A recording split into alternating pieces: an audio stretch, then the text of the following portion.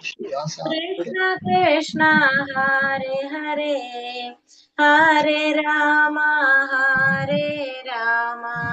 Rama Rama Hare Hare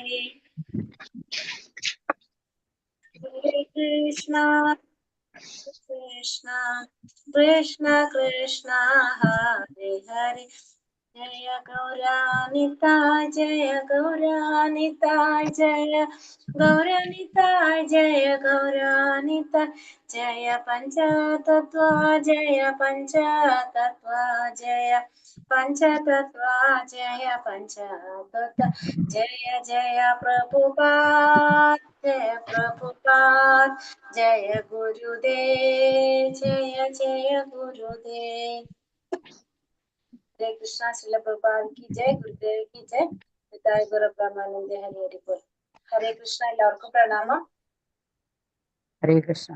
ഹരേ കൃഷ്ണ. ഹരേ കൃഷ്ണ ഹരേ കൃഷ്ണ ഹരേ കൃഷ്ണ ശ്രീ രാധാ ഗോവിന്ദന്റെ ഹരേ കൃഷ്ണ. ഹരേ കൃഷ്ണ. ഹരേ കൃഷ്ണ. 18 ദിവസത്തെ ഭഗവത്ഗീത ക്ലാസ്സിലേക്ക് എല്ലാവർക്കും സ്വാഗതം. ഇന്ന് അധ്യായം 9 ജ്ഞാനം. എന്താ അധ്യായം 9ന്റെ പേരെന്താ? രാജഗുഹ്യ രാജവിദ്യ അല്ലേ? രാജവിദ്യ രാജഗുഹ്യ യോഗം അധ്യായം 9. ഞാൻ വീഡിയോ ഓഫ് ചെയ്യുന്നുണ്ട്. ഇവിടെ നെറ്റ് ഭയങ്കര പ്രോബ്ലം ഉണ്ട്. സൗണ്ട് ബ്രേക്ക് ആവുന്നുണ്ട്. ഇപ്പൊ എന്റെ ബ്രേക്കാണ് മാഡം. വീഡിയോ ഓഫ് ചെയ്ത് വെക്കുന്നുണ്ട് കേട്ടോ. ഹരേ കൃഷ്ണ ഹരേ കൃഷ്ണ ഹരേ കൃഷ്ണ. ഓം നമോ ഭഗവതേ വാസുദേവായ ഓം നമോ ഭഗവതേ വാസുദേവായ ഓം നമോ ഭഗവതേ വാസുദേവായ ഓം അജ്ഞാനതിമിരാന്ധസ്യ ജ്ഞാനാഞ്ജനാശലാകയ ചക്ഷുരുന്മീലിതം യേന തസ്മൈ ശ്രീ ഗുരവേ നമഃ. നമോ വിഷ്ണുപാദായ കൃഷ്ണപ്രേഷ്ഠായ ഭൂതലേ ശ്രീമതേ ഭക്തിവേദാന്ത ഹരേ രാമ രാമ രാമ ഹരേ ഹരേ ഹരേ കൃഷ്ണ കൃഷ്ണ കൃഷ്ണ ഹരേ ഹരേ.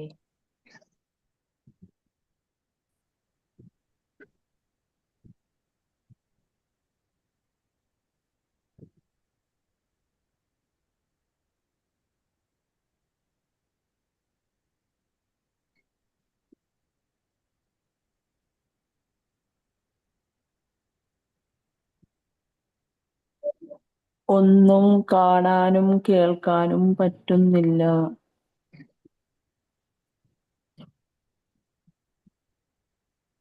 ഒന്നും കാണാനും കേൾക്കാനും പറ്റുന്നില്ല. അവിടുത്തെ നെറ്റ് പ്രോബ്ലം കൊണ്ടായിരിക്കും. വെയിറ്റ് ചെയ്യുക. അവിടുത്തെ നെറ്റ് പ്രോബ്ലം കൊണ്ടായിരിക്കും. ഹരേ കൃഷ്ണ കേൾക്കുന്നുണ്ടോ? ഇപ്പൊ കേൾക്കുന്നുണ്ട്. ഓക്കെ, നെറ്റ് പ്രോബ്ലം ഉണ്ട് ഇവിടെ നിന്ന്. രാവിലെ തൊട്ട് നെറ്റ് പ്രോബ്ലം ആണ്. വൈഫൈ വന്നും പോയിക്കൊണ്ടിരിക്കുകയായിരുന്നു. ഓക്കെ.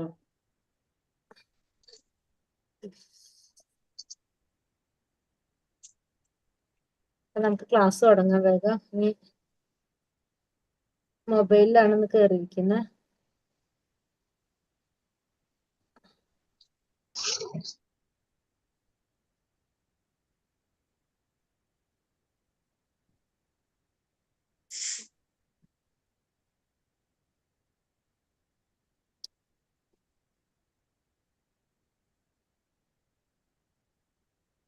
ഈ അധ്യായത്തിന്റെ പേരെന്താ പറഞ്ഞത്? രാജവിദ്യ രാജഗുഹ്യ യോഗം.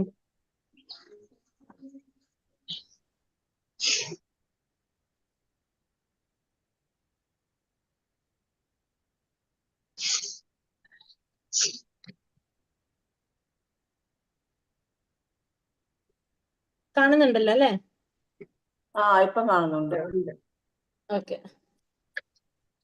സൗണ്ട് എന്തെങ്കിലും പ്രോബ്ലം ഉണ്ടെങ്കിൽ പറയണം കേട്ടോ. ഹരേ കൃഷ്ണ. അധ്യായം 9 രാജവിദ്യ രാജഗുഹ്യ യോഗം. അപ്പൊ ഇന്നത്തെ അധ്യായം ലൈവ് ഉണ്ടല്ലോ അല്ലെ മാതാജി? ലൈവ് കട്ടായിട്ടില്ലല്ലോ? ലൈവ് കാണുന്നില്ലേ? ഉണ്ടല്ലോ. കാണുന്നുണ്ട്. ഓക്കെ. ഇന്നത്തെ അധ്യായം രാജവിദ്യ രാജഗുഹ്യ യോഗം.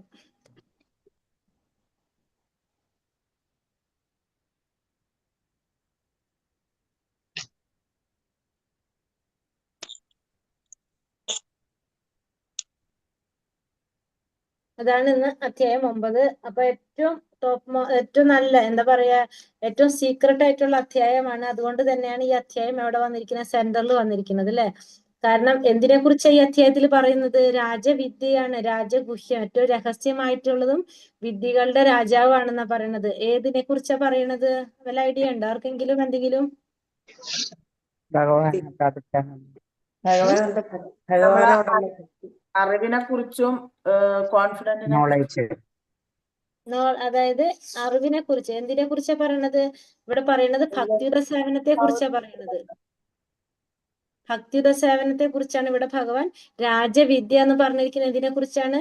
ഭക്തിയുടെ സേവനത്തെ കുറിച്ച്. ഭക്തി എന്ന് പറഞ്ഞാൽ നമ്മൾ പറഞ്ഞു ഭക്തിയുടെ സേവനാണെന്ന് അല്ലെ. ആ ഭക്തിയുടെ സേവനത്തെ കുറിച്ചാണ് ഭഗവാൻ പറയുന്നത്. അത് രാജവിദ്യയാണ്. അത് മാത്രമല്ല, അത് ഗുഹ്യവുമാണ്. അപ്പൊ വിദ്യകളുടെ രാജാവുമാണ്. രഹസ്യങ്ങളിൽ വെച്ച് ഏറ്റവും മോസ്റ്റ് ആയിട്ടുള്ള കോൺഫിഡൻഷ്യൽ നോളജ് ആണ് എന്ത്? അത് ഭക്തിയുടെ സേവനം. ഭക്തിയുടെ സേവനത്തെ കുറിച്ചാണ് പറയുന്നത്. അപ്പൊ ഭക്തിയുടെ സേവനത്തെ കുറിച്ചുള്ള അറിവ് നമുക്ക് ആരിൽ നിന്ന് രഹസ്യമായിട്ട് കിട്ടുന്നതാണ്?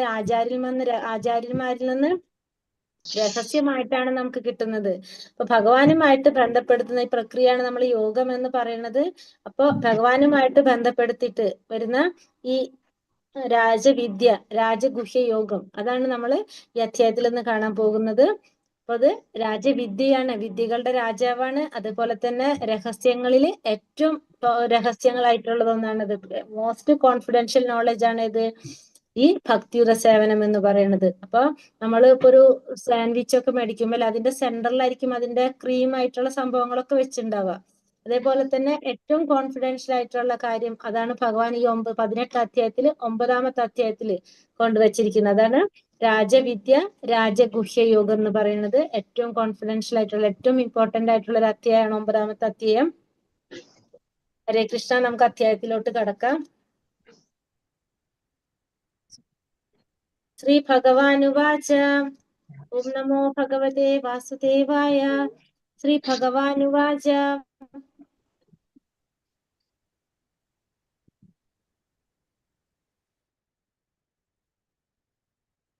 ഇതം തൂത്തേ ഗുഹ്യതമം. ശ്ലോകത്തിൽ പറഞ്ഞിട്ടില്ല കേട്ടോ, ഞാൻ വായിക്കുന്നുണ്ട്. ഇതം തൂത്തേ ഗുഹ്യതമം പ്രവിക്ഷ്യാമ്യാനസൂയവേ ജ്ഞാനം വിജ്ഞാന സഹിതം യജ്ഞാത്ത മോക്ഷ്യസേ ശുഭാത്. ശ്രീ ഭഗവാൻ പറഞ്ഞു, പ്രിയപ്പെട്ട അർജുന, നീ ഒരിക്കലും എന്നിൽ അസൂയാലുവായിട്ടില്ല. അതിനാൽ അതീവ രഹസ്യമായ ഈ ജ്ഞാനവും വിജ്ഞാനവും നിന്നെ ഗ്രഹിപ്പിക്കാം. ഇതറിഞ്ഞാൽ ഭൗതിക ക്ലേശങ്ങളിൽ നിന്ന് നീ മുക്തനാകും. അപ്പൊ അർജുനനോട് ഭഗവാൻ പറയാണ്, നിനക്ക് എന്തുകൊണ്ടാണ് ഈ രഹസ്യമായിട്ടുള്ള ജ്ഞാനവും വിജ്ഞാനവും നിന്നെ ഗ്രഹിപ്പിക്കാൻ കാരണം? നീ എന്നിൽ ഒരിക്കലും അസൂയാലുവായിട്ടില്ല. കാരണം അർജുനൻ ഒരിക്കലും ഭഗവാനോട് അസൂയ തോന്നിയിട്ടില്ല എന്നാ പറയുന്നത്. കാരണം ഓരോ അധ്യായത്തിലും ഭഗവാനെ കുറിച്ച് ഇങ്ങനെ പറഞ്ഞുകൊണ്ടേ ഇരിക്കുകയാണ് അല്ലെ. ഓരോ ദിവസം ഓരോ അധ്യായം കഴിയുന്തോറും അല്ലെങ്കിൽ ഓരോ സമയം കഴിയുന്തോറും ഭഗവാനെ കുറിച്ചുള്ള ഓരോ അറിവുകൾ അർജുനന് കിട്ടിക്കൊണ്ടിരിക്കുകയാണ്. അത് കേൾക്കും തോറും അർജുനന് ഭഗവാനോടുള്ള ഭക്തി വർദ്ധിച്ചു കൊണ്ടുവരാണ് ചെയ്യുന്നത്. അപ്പൊ നമുക്കറിയില്ലല്ലോ, ഓരോ ദിവസം ഇപ്പൊ നമ്മൾ 1ാമത്തെ അധ്യായം പഠിച്ച ഒരു മാനസികാവസ്ഥ ആയിരിക്കില്ല നമ്മൾ ഇപ്പൊ 8 അധ്യായം പഠിച്ചു കഴിയുമ്പോൾ നമ്മൾ ഇരിക്കുന്നത്. അപ്പൊ ഓരോ അധ്യായം കഴിയും തോറും ഭഗവാനോടുള്ള എന്ത് കൂടിക്കൊണ്ടിരിക്കുകയാണ്? നമുക്ക് ഭഗവാനോടുള്ള ഒരു സ്നേഹം, അതല്ലെങ്കിൽ ഭഗവാനോടുള്ള ഒരു ഭക്തി നമ്മളെ വർദ്ധിച്ചു കൊണ്ടിരിക്കുകയാണ് ചെയ്യുന്നത്. അതുകൊണ്ടാണ് അർജുനനെ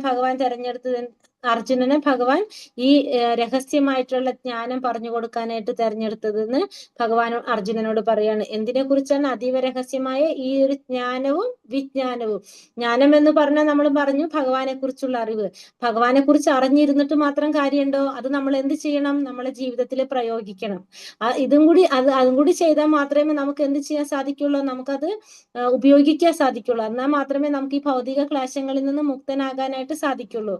നമുക്ക് എന്തൊരു കാര്യം അറിഞ്ഞിട്ട് കാര്യമില്ലല്ലോ. നമ്മളത് എന്ത് ചെയ്യണം? നമ്മളെ ജീവിതത്തിൽ പ്രാക്ടിക്കലാക്കാൻ വേണത്. നമ്മളത് ജീവിതത്തിൽ അത് കൊണ്ടുവരാൻ വേണം. എങ്കിൽ മാത്രമേ നമുക്കതിൽ അതിന്റെ അനുഭവം കിട്ടുള്ളൂ. അപ്പൊ അത് തന്നെയാണ് ഇവിടെ പറയുന്നത്. ഏറ്റവും രഹസ്യമായിട്ടുള്ള ഒരു ജ്ഞാനം ഞാൻ നിനക്ക് പറഞ്ഞു തന്നത് എന്തുകൊണ്ടാണ്? നീ എന്നിൽ അസൂയാലുവായിട്ടില്ലാത്തത് കൊണ്ടാണ്.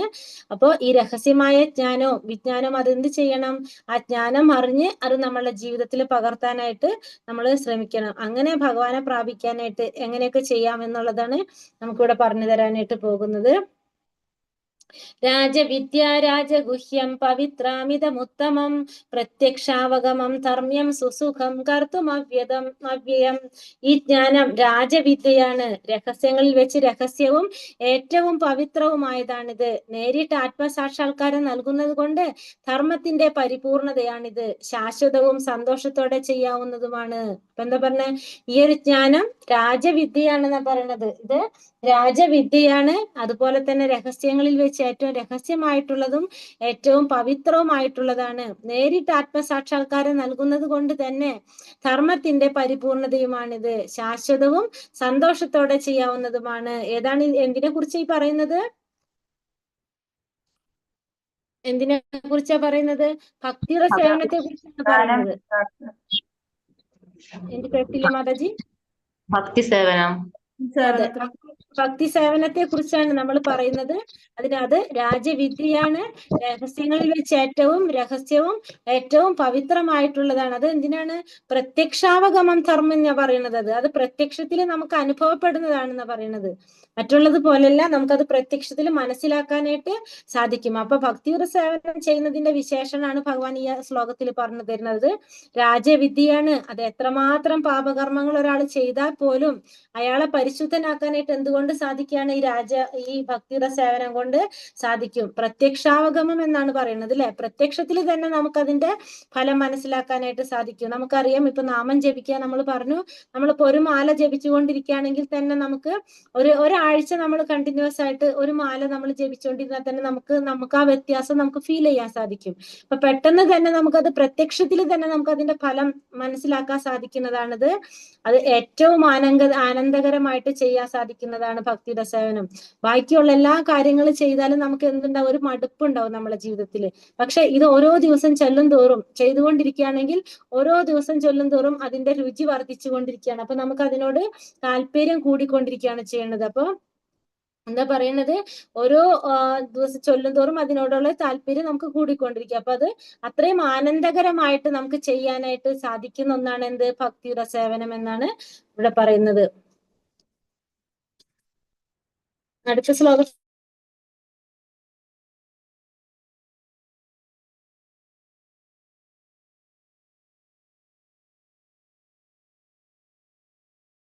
അപ്രാപ്യമാം നിവർത്തന്തെ മൃത്യു സംസാരവാത്മനി. ഈ ഭക്തിയുടെ സേവനത്തിൽ വിശ്വാസമില്ലാത്തവർക്ക് എന്നെ പ്രാപിക്കാനാവില്ല. ഇതിപ്പോ വിശ്വാസമുള്ള ഒരു കാര്യമാണ് ഇപ്പൊ ഭഗവാൻ പറഞ്ഞത്. ഇനി എന്താ പറയണത്? ഇനി വിശ്വാസമില്ലാത്തവർക്ക്, അവിശ്വാസികൾക്ക് ഭഗവാനെ പ്രാപിക്കാനായിട്ട് സാധിക്കില്ല. ഹേ ശത്രുഞ്ജയ, അതുകൊണ്ട് അവർ ഭൗതിക ലോകത്തിൽ ജനന മരണങ്ങളുടെ വഴിയിലേക്ക് വീണ്ടും എത്തുന്നു. അപ്പൊ ഇത്രയും ഈ ശ്ലോകത്തിൽ പറഞ്ഞത് ഭഗവാൻ വിശ്വാസമുള്ളവരെ കുറിച്ചാണ് കഴിഞ്ഞ ശ്ലോകത്തിൽ നമുക്ക് പറഞ്ഞത്. ഈ ശ്ലോകത്തില് അവിശ്വാസികളെ കുറിച്ചാണ് പറയണത്. അവിശ്വാസികൾക്ക് ഇതൊന്നും കിട്ടില്ല. ആർക്കൊക്കെയാണ് അപ്പൊ ഇത് കിട്ടില്ല എന്ന് പറയണത്? ഭഗവാനിൽ വിശ്വാസമില്ലാത്തവർക്ക്, ശ്രദ്ധയില്ലാത്തവർക്ക് അല്ലെ. ശ്രദ്ധ എന്ന് വെച്ചാൽ എന്താണ്? വിശ്വാസം. വിശ്വാസമില്ലാത്തവർക്ക് ഇത് കിട്ടാൻ സാധിക്കില്ല, ഇത് മനസ്സിലാക്കാനായിട്ട് സാധിക്കില്ല. അവിശ്വാസികൾക്ക് ഈ ഭക്തിയുതമായ സേവന കർമ്മത്തിൽ ഏർപ്പെടാൻ കഴിയില്ല എന്നാണ് ഈ ശ്ലോകത്തിൽ ഭഗവാൻ പറഞ്ഞു തരുന്നത്. അപ്പൊ കറക്റ്റ് ആയിട്ട് സ്പഷ്ടമായിട്ട് ഭഗവാൻ പറയുന്നുണ്ട്, ഭക്തന്മാർക്ക് മാത്രമേ ഭഗവാനെ കുറിച്ച് മനസ്സിലാക്കാനായിട്ട് സാധിക്കുള്ളൂ. ഭക്തി ഇല്ലാത്തവർക്ക് ഇതെന്താണെന്ന് അറിയാൻ വേണ്ടിയിട്ട് നോക്കുന്നവരുണ്ടാവും. അവർക്കൊന്നും എന്ത് മനസ്സിലാകില്ല? ഭഗവാനെ കുറിച്ച് മനസ്സിലാവില്ല. ഭക്തന്മാർക്ക് അല്ലെങ്കിൽ ഭക്തന്മാരുടെ സമ്പർക്കത്തിലൂടെ മാത്രമേ ഭഗവാനെ മനസ്സിലാക്കാനായിട്ട് സാധിക്കുള്ളൂ. അപ്പൊ വിശ്വാസമുള്ളവർക്ക് എടുത്തു പറയുന്നുണ്ട് ഇവിടെ. വിശ്വാസം എന്ന് വെച്ചാൽ അപ്പൊ എന്താണ്? വിശ്വാസം എന്ന് വെച്ച് കഴിഞ്ഞാല് നമുക്ക് ഭഗവാനെ സേവിക്കുന്നത് കൊണ്ട് നമുക്ക് പരിപൂർണത നേടാൻ കഴിയുമെന്നുള്ള ഉറച്ച ഒരു ആ ബോധം, അതിനാണ് നമ്മൾ എന്ത് പറയുന്നത്? വിശ്വാസം. അപ്പൊ നമ്മള് ഇതൊക്കെ ചെയ്ത് കഴിയുമ്പോൾ നമ്മള് എന്താ പറയാ, ഭക്തിയുടെ സേവനം ചെയ്ത് നമുക്ക് അങ്ങനെ ഭഗവാനെ സേവിക്കുന്നതിലൂടെ നമുക്ക് പരിപൂർണത നേടാൻ കഴിയുമെന്നുള്ളൊരു ബോധം നമ്മളിൽ ഉണ്ടാകുക. അതാണ് നമ്മൾ എന്ത് പറയണത്? വിശ്വാസം എന്ന് പറയുന്നത്. ആ വിശ്വാസം ഉണ്ടെങ്കിൽ മാത്രമേ എന്ത് സാധിക്കുള്ളൂ? ഭഗവാനെ കുറിച്ച് മനസ്സിലാക്കാനായിട്ട് സാധിക്കുള്ളൂ. അല്ലാത്തവർക്ക് മനസ്സിലാക്കാൻ സാധിക്കുന്നുമില്ല. അവർക്ക് എന്തും പറ്റില്ല. അവര് വീണ്ടും ഈ ഭൗതിക ലോകത്തിൽ ജനന മരണത്തിന്റെ കുരുക്കിൽ വന്ന് പെട്ടുകൊണ്ടിരിക്കും. അടുത്ത ശ്ലോകത്തിൽ എന്താ പറയുന്നത്? മയാ തദമിതം സർവം ജഗദവ്യക്തമൂർത്തിന മത്സ്ഥാനി സർവഭൂതാനി നാചാഹം തേഷു വസ്ഥിത. അവ്യക്തമായ രൂപത്തിൽ ഞാൻ ഈ പ്രപഞ്ചമെമ്പാടും വ്യാപിച്ചു കിടക്കുന്നു. സർവഭൂതങ്ങളും എന്നിലാണ്, ഞാൻ അവയിലല്ല സ്ഥിതി ചെയ്യുന്നത്. ഇനിയിപ്പോ ഭഗവാനെ കുറിച്ച് പറഞ്ഞു തരാണ്. ഈ അടുത്ത ശ്ലോകത്തിലൂടെയൊക്കെ ഭഗവാനെ കുറിച്ച് പറഞ്ഞു തരാണ്. എന്താണ് ഇവിടെ പറയുന്നത്? ഭഗവാൻ ഈ പ്രപഞ്ചം മുഴുവൻ വ്യാപിച്ചു നിൽക്കുന്നു എന്ന് പറയുന്നത്. ഈ പ്രപഞ്ചം മുഴുവൻ വ്യാപിച്ചു നിൽക്കാണ് ആര്? ഭഗവാൻ. സർവഭൂതങ്ങളും ഭഗവാനിലാണ് സ്ഥിതി ചെയ്യുന്നത്. പക്ഷെ എന്താണ്, നമുക്ക് ഭഗവാനെ കാണാൻ സാധിക്കുന്നില്ല. ഭൗതികമായ ഇന്ദ്രിയങ്ങൾ കൊണ്ട്, നമ്മുടെ ഇന്ദ്രിയങ്ങൾ കൊണ്ട് നമുക്ക് ഭഗവാനെ കാണാൻ സാധിക്കുന്നില്ല. പക്ഷെ ഭഗവാൻ ഈ പ്രപഞ്ചം മുഴുവനും വ്യാപിച്ചു നിൽക്കാണ്. പക്ഷെ നമുക്ക് ഭഗവാനെ കാണാനായിട്ട് സാധിക്കുന്നില്ല. നമ്മുടെ ഇന്ദ്രിയങ്ങൾ കൊണ്ട് കാണാനായിട്ട് സാധിക്കുന്നില്ല. നമുക്കറിയാം, യശോദ മാതാവിന് കാണിച്ചു കൊടുത്തിട്ടുണ്ടായിരുന്നു ഭഗവാൻ അല്ലെ, വായില് കൂടെ ഈ ലോകം മുഴുവനും കാണിച്ചു കൊടുത്തിട്ടുണ്ടായിരുന്നു, പ്രപഞ്ചം മുഴുവനും കാണിച്ചു കൊടുത്തിട്ടുണ്ടായിരുന്നു. പക്ഷെ അവർക്കൊക്കെ കാണാനായിട്ട് സാധിച്ചു. പക്ഷെ നമുക്ക് കാണാനായിട്ട് സാധിക്കുന്നില്ല. നമ്മുടെ ഇന്ദ്രിയങ്ങള് മാലിന്യമാണ്. അതായത് നമ്മുടെ ഇന്ദ്രിയങ്ങൾക്ക് എന്താണ് പരിമിതികൾ ഉള്ളത് കൊണ്ട് തന്നെ നമുക്ക് ഭഗവാനെ ദർശിക്കാനായിട്ട് സാധിക്കുന്നില്ല. ഈ പ്രപഞ്ചം മുഴുവൻ നിറഞ്ഞു നിൽക്കാണ് ഭഗവാൻ, പക്ഷെ നമുക്ക് കാണാൻ സാധിക്കുന്നില്ല. സർവഭൂതങ്ങളും ഭഗവാനിലാണ് സ്ഥിതി ചെയ്യുന്നത്. പക്ഷെ ഞാൻ അവയിലല്ല സ്ഥിതി ചെയ്യുന്നത്. എല്ലാം ഭഗവാനിലാണ്, പക്ഷെ ഭഗവാൻ അതിലല്ല സ്ഥിതി ചെയ്യുന്നത്. ഇവിടെ പറയുന്നുണ്ട്, അടുത്ത ശ്ലോകത്തിൽ എന്താ പറയുന്നത്? നച്ച മത്സാനി ഭൂതാനി പശ്യമേയോകമൈശ്വര്യം ഭൂതപ്രജ്ഞച്ച ഭൂതസ്ഥോ മമതാത്മാ ഭൂതഭാവനഃ. സൃഷ്ടിജാലങ്ങളൊന്നും എന്നിൽ സ്ഥിതി ചെയ്യുന്നില്ല.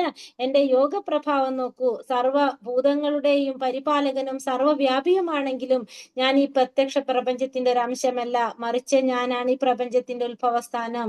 എന്താ പറയണത്? സൃഷ്ടിജാലങ്ങളൊന്നും എന്നിൽ സ്ഥിതി ചെയ്യുന്നില്ല. എന്റെ യോഗപ്രഭാവം നോക്കൂ. സർവഭൂതങ്ങളുടെയും പരിപാലകനും സർവവ്യാപിയുമാണ് ഞാൻ എങ്കിലും ഈ പ്രത്യക്ഷ പ്രപഞ്ചത്തിന്റെ ഒരു അംശമല്ല ഞാൻ. പക്ഷെ എന്താണ്, ഈ പ്രപഞ്ചത്തിന്റെ ഉത്ഭവസ്ഥാനമാണ് ഞാൻ. അപ്പൊ ഭഗവാനോട് എന്താ പറയണത്? എല്ലാതും ഭഗവാനിലാണ് സ്ഥിതി ചെയ്യുന്നത്. പക്ഷെ എന്താണ്, ഭഗവാൻ ഇതിന്റെ ഒരംശമല്ല, ഈ പ്രപഞ്ചത്തിന്റെ ഉത്ഭവസ്ഥാനമാണ് എന്ത് ഭഗവാൻ പറയണം. എല്ലാം ഭഗവാനിൽ സ്ഥിതി ചെയ്യുന്നു. പക്ഷെ എങ്കിലും എന്താണ്, ഭഗവാൻ ഇതിന്റെ ഒരു അംശമല്ല എന്ന് പറഞ്ഞു. ഈ പ്രപഞ്ചത്തിന്റെ അംശമല്ല, ഇതിന്റെ ഉത്ഭവസ്ഥാനമാണ് ആരിലുള്ളത്? ഭഗവാനിലുള്ളതെന്ന് ഭഗവാൻ പറയാണ് നമുക്ക്. യഥാകാശാസ്ഥിതോ നിത്യം വായു സർവത്ര ഗോമഹാൻ തഥാ സർവാണി ഭൂതാനി മത്സ്ഥാനീത്യുപധാരയ. ആകാശത്തിൽ സ്ഥിതി ചെയ്തുകൊണ്ട് തന്നെ ശക്തിയുള്ള കാറ്റ് എല്ലായിടത്തും സഞ്ചരിക്കുന്നു. അതുപോലെ എന്താ സംഭവിക്കുന്നത്? സർവ്വ സൃഷ്ടികളും എക്കാലത്തും എന്നിലാണ് വിശ്രമിക്കുന്നത്. അപ്പൊ ആകാശത്തിൽ സ്ഥിതി ചെയ്തുകൊണ്ട് തന്നെ ശക്തിയുള്ള കാറ്റ് എന്താണ്, എല്ലായിടത്തും സഞ്ചരിക്കുന്നുണ്ട്. പക്ഷെ എങ്കിലും ആ ആകാശത്തിൽ തന്നെയാണ് ആ കാറ്റ് നിലനിൽക്കുന്നത്. ആകാശത്തില് വായുവിന്റെ ചലനം മനസ്സിലാക്കാൻ സാധിക്കുന്നത് നമുക്ക് എങ്ങനെയാണ്? അതിൽ ആ സ്വാധീനം മനസ്സിലാക്കാനായിട്ട് സാധിക്കുന്നുണ്ട്. വായുവിന്റെ ചലനം എല്ലാ പദാർത്ഥങ്ങളുടെയും ചലനത്തിലൂടെയാണ് നമുക്ക് മനസ്സിലാക്കാൻ സാധിക്കുക. പക്ഷെ എങ്കിലും എന്താണ്, അത് ആകാശത്തിൽ തന്നെയാണ് വായു സ്ഥിതി ചെയ്യുന്നത്. അതിന്റെ അപ്പുറത്തേക്ക് അത് കടക്കുന്നില്ല.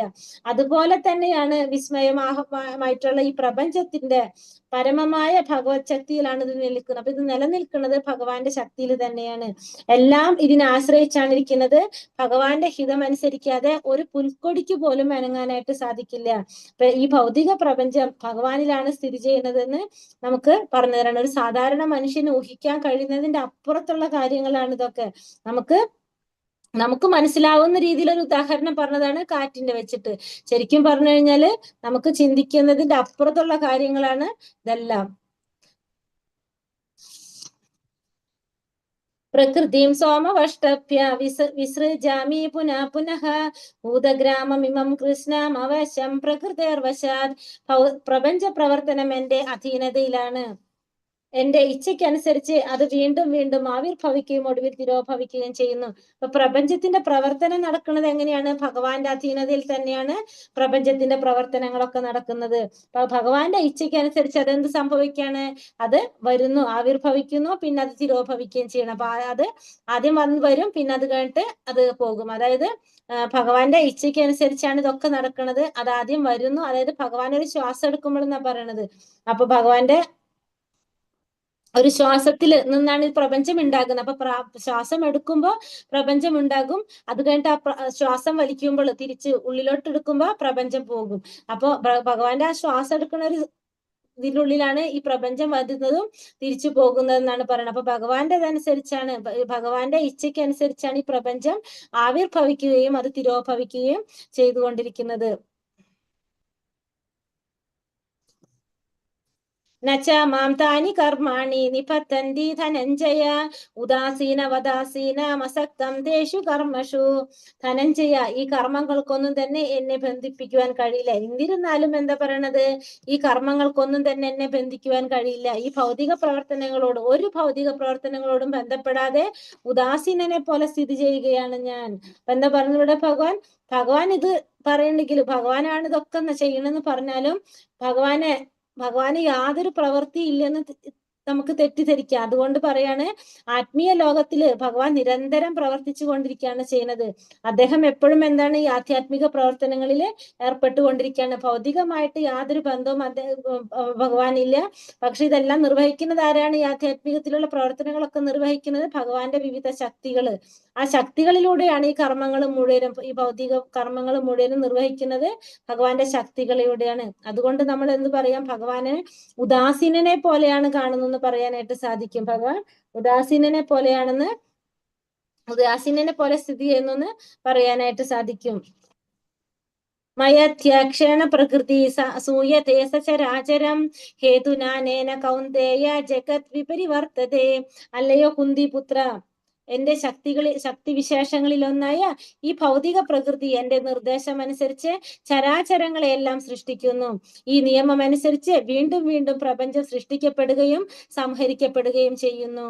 അപ്പൊ എന്താ പറയണത്, ഭഗവാൻ പറയാണ്, ഭഗവാന്റെ ഈ ശക്തി വിശേഷങ്ങളിൽ ഒന്നായിട്ടുള്ള ഈ ഭൗതിക പ്രകൃതി ഭഗവാന്റെ നിർദ്ദേശം അനുസരിച്ചാണ് എന്ത് ചെയ്യണത്, ഈ ചരാചരങ്ങളെല്ലാം സൃഷ്ടിക്കുന്നത്. അപ്പൊ ഈ ഭൗതിക പ്രകൃതിയാണ് സൃഷ്ടി നടത്തുന്നത്. ഈ സൃഷ്ടി നടത്തുന്നത് എങ്ങനെയാണ്? ഈ സൃഷ്ടിയിൽ വരുന്നത് ഭഗവാന്റെ നിർദ്ദേശം അനുസരിച്ചാണ് എല്ലാം സൃഷ്ടിക്കുന്നത്. ആ നിയമം അനുസരിച്ച് വീണ്ടും വീണ്ടും പ്രപഞ്ചം സൃഷ്ടിക്കപ്പെടുകയും സംഹരിക്കപ്പെടുകയും ചെയ്യാണ് ചെയ്യുന്നത്. അപ്പൊ ഈ ഭൗതിക പ്രകൃതി പൂർണ്ണമായിട്ടും ആരുടെ നിയന്ത്രണത്തിലാണ്? ഭഗവാന്റെ നിയന്ത്രണത്തിലാണ്. ഭഗവാൻ നിർദ്ദേശിക്കുന്നത്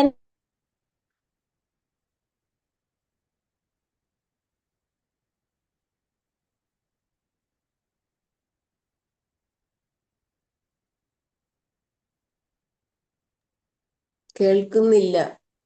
അകന്നാണ് ഭഗവാൻ സ്ഥിതി ചെയ്യുന്നെങ്കിലും അതിന്റെ ഫുള്ള് നിയന്ത്രണം ആരുടെ കയ്യിലാണ്? ഭഗവാന്റെ കയ്യിൽ തന്നെയാണെന്ന് പറയാണ്. ഭഗവാൻ ഭൗതിക പ്രപഞ്ചത്തിലല്ല ഉള്ളത്, ഭഗവാൻ അതിൽ നിന്ന് ദൂരെയാണ് അല്ലെ.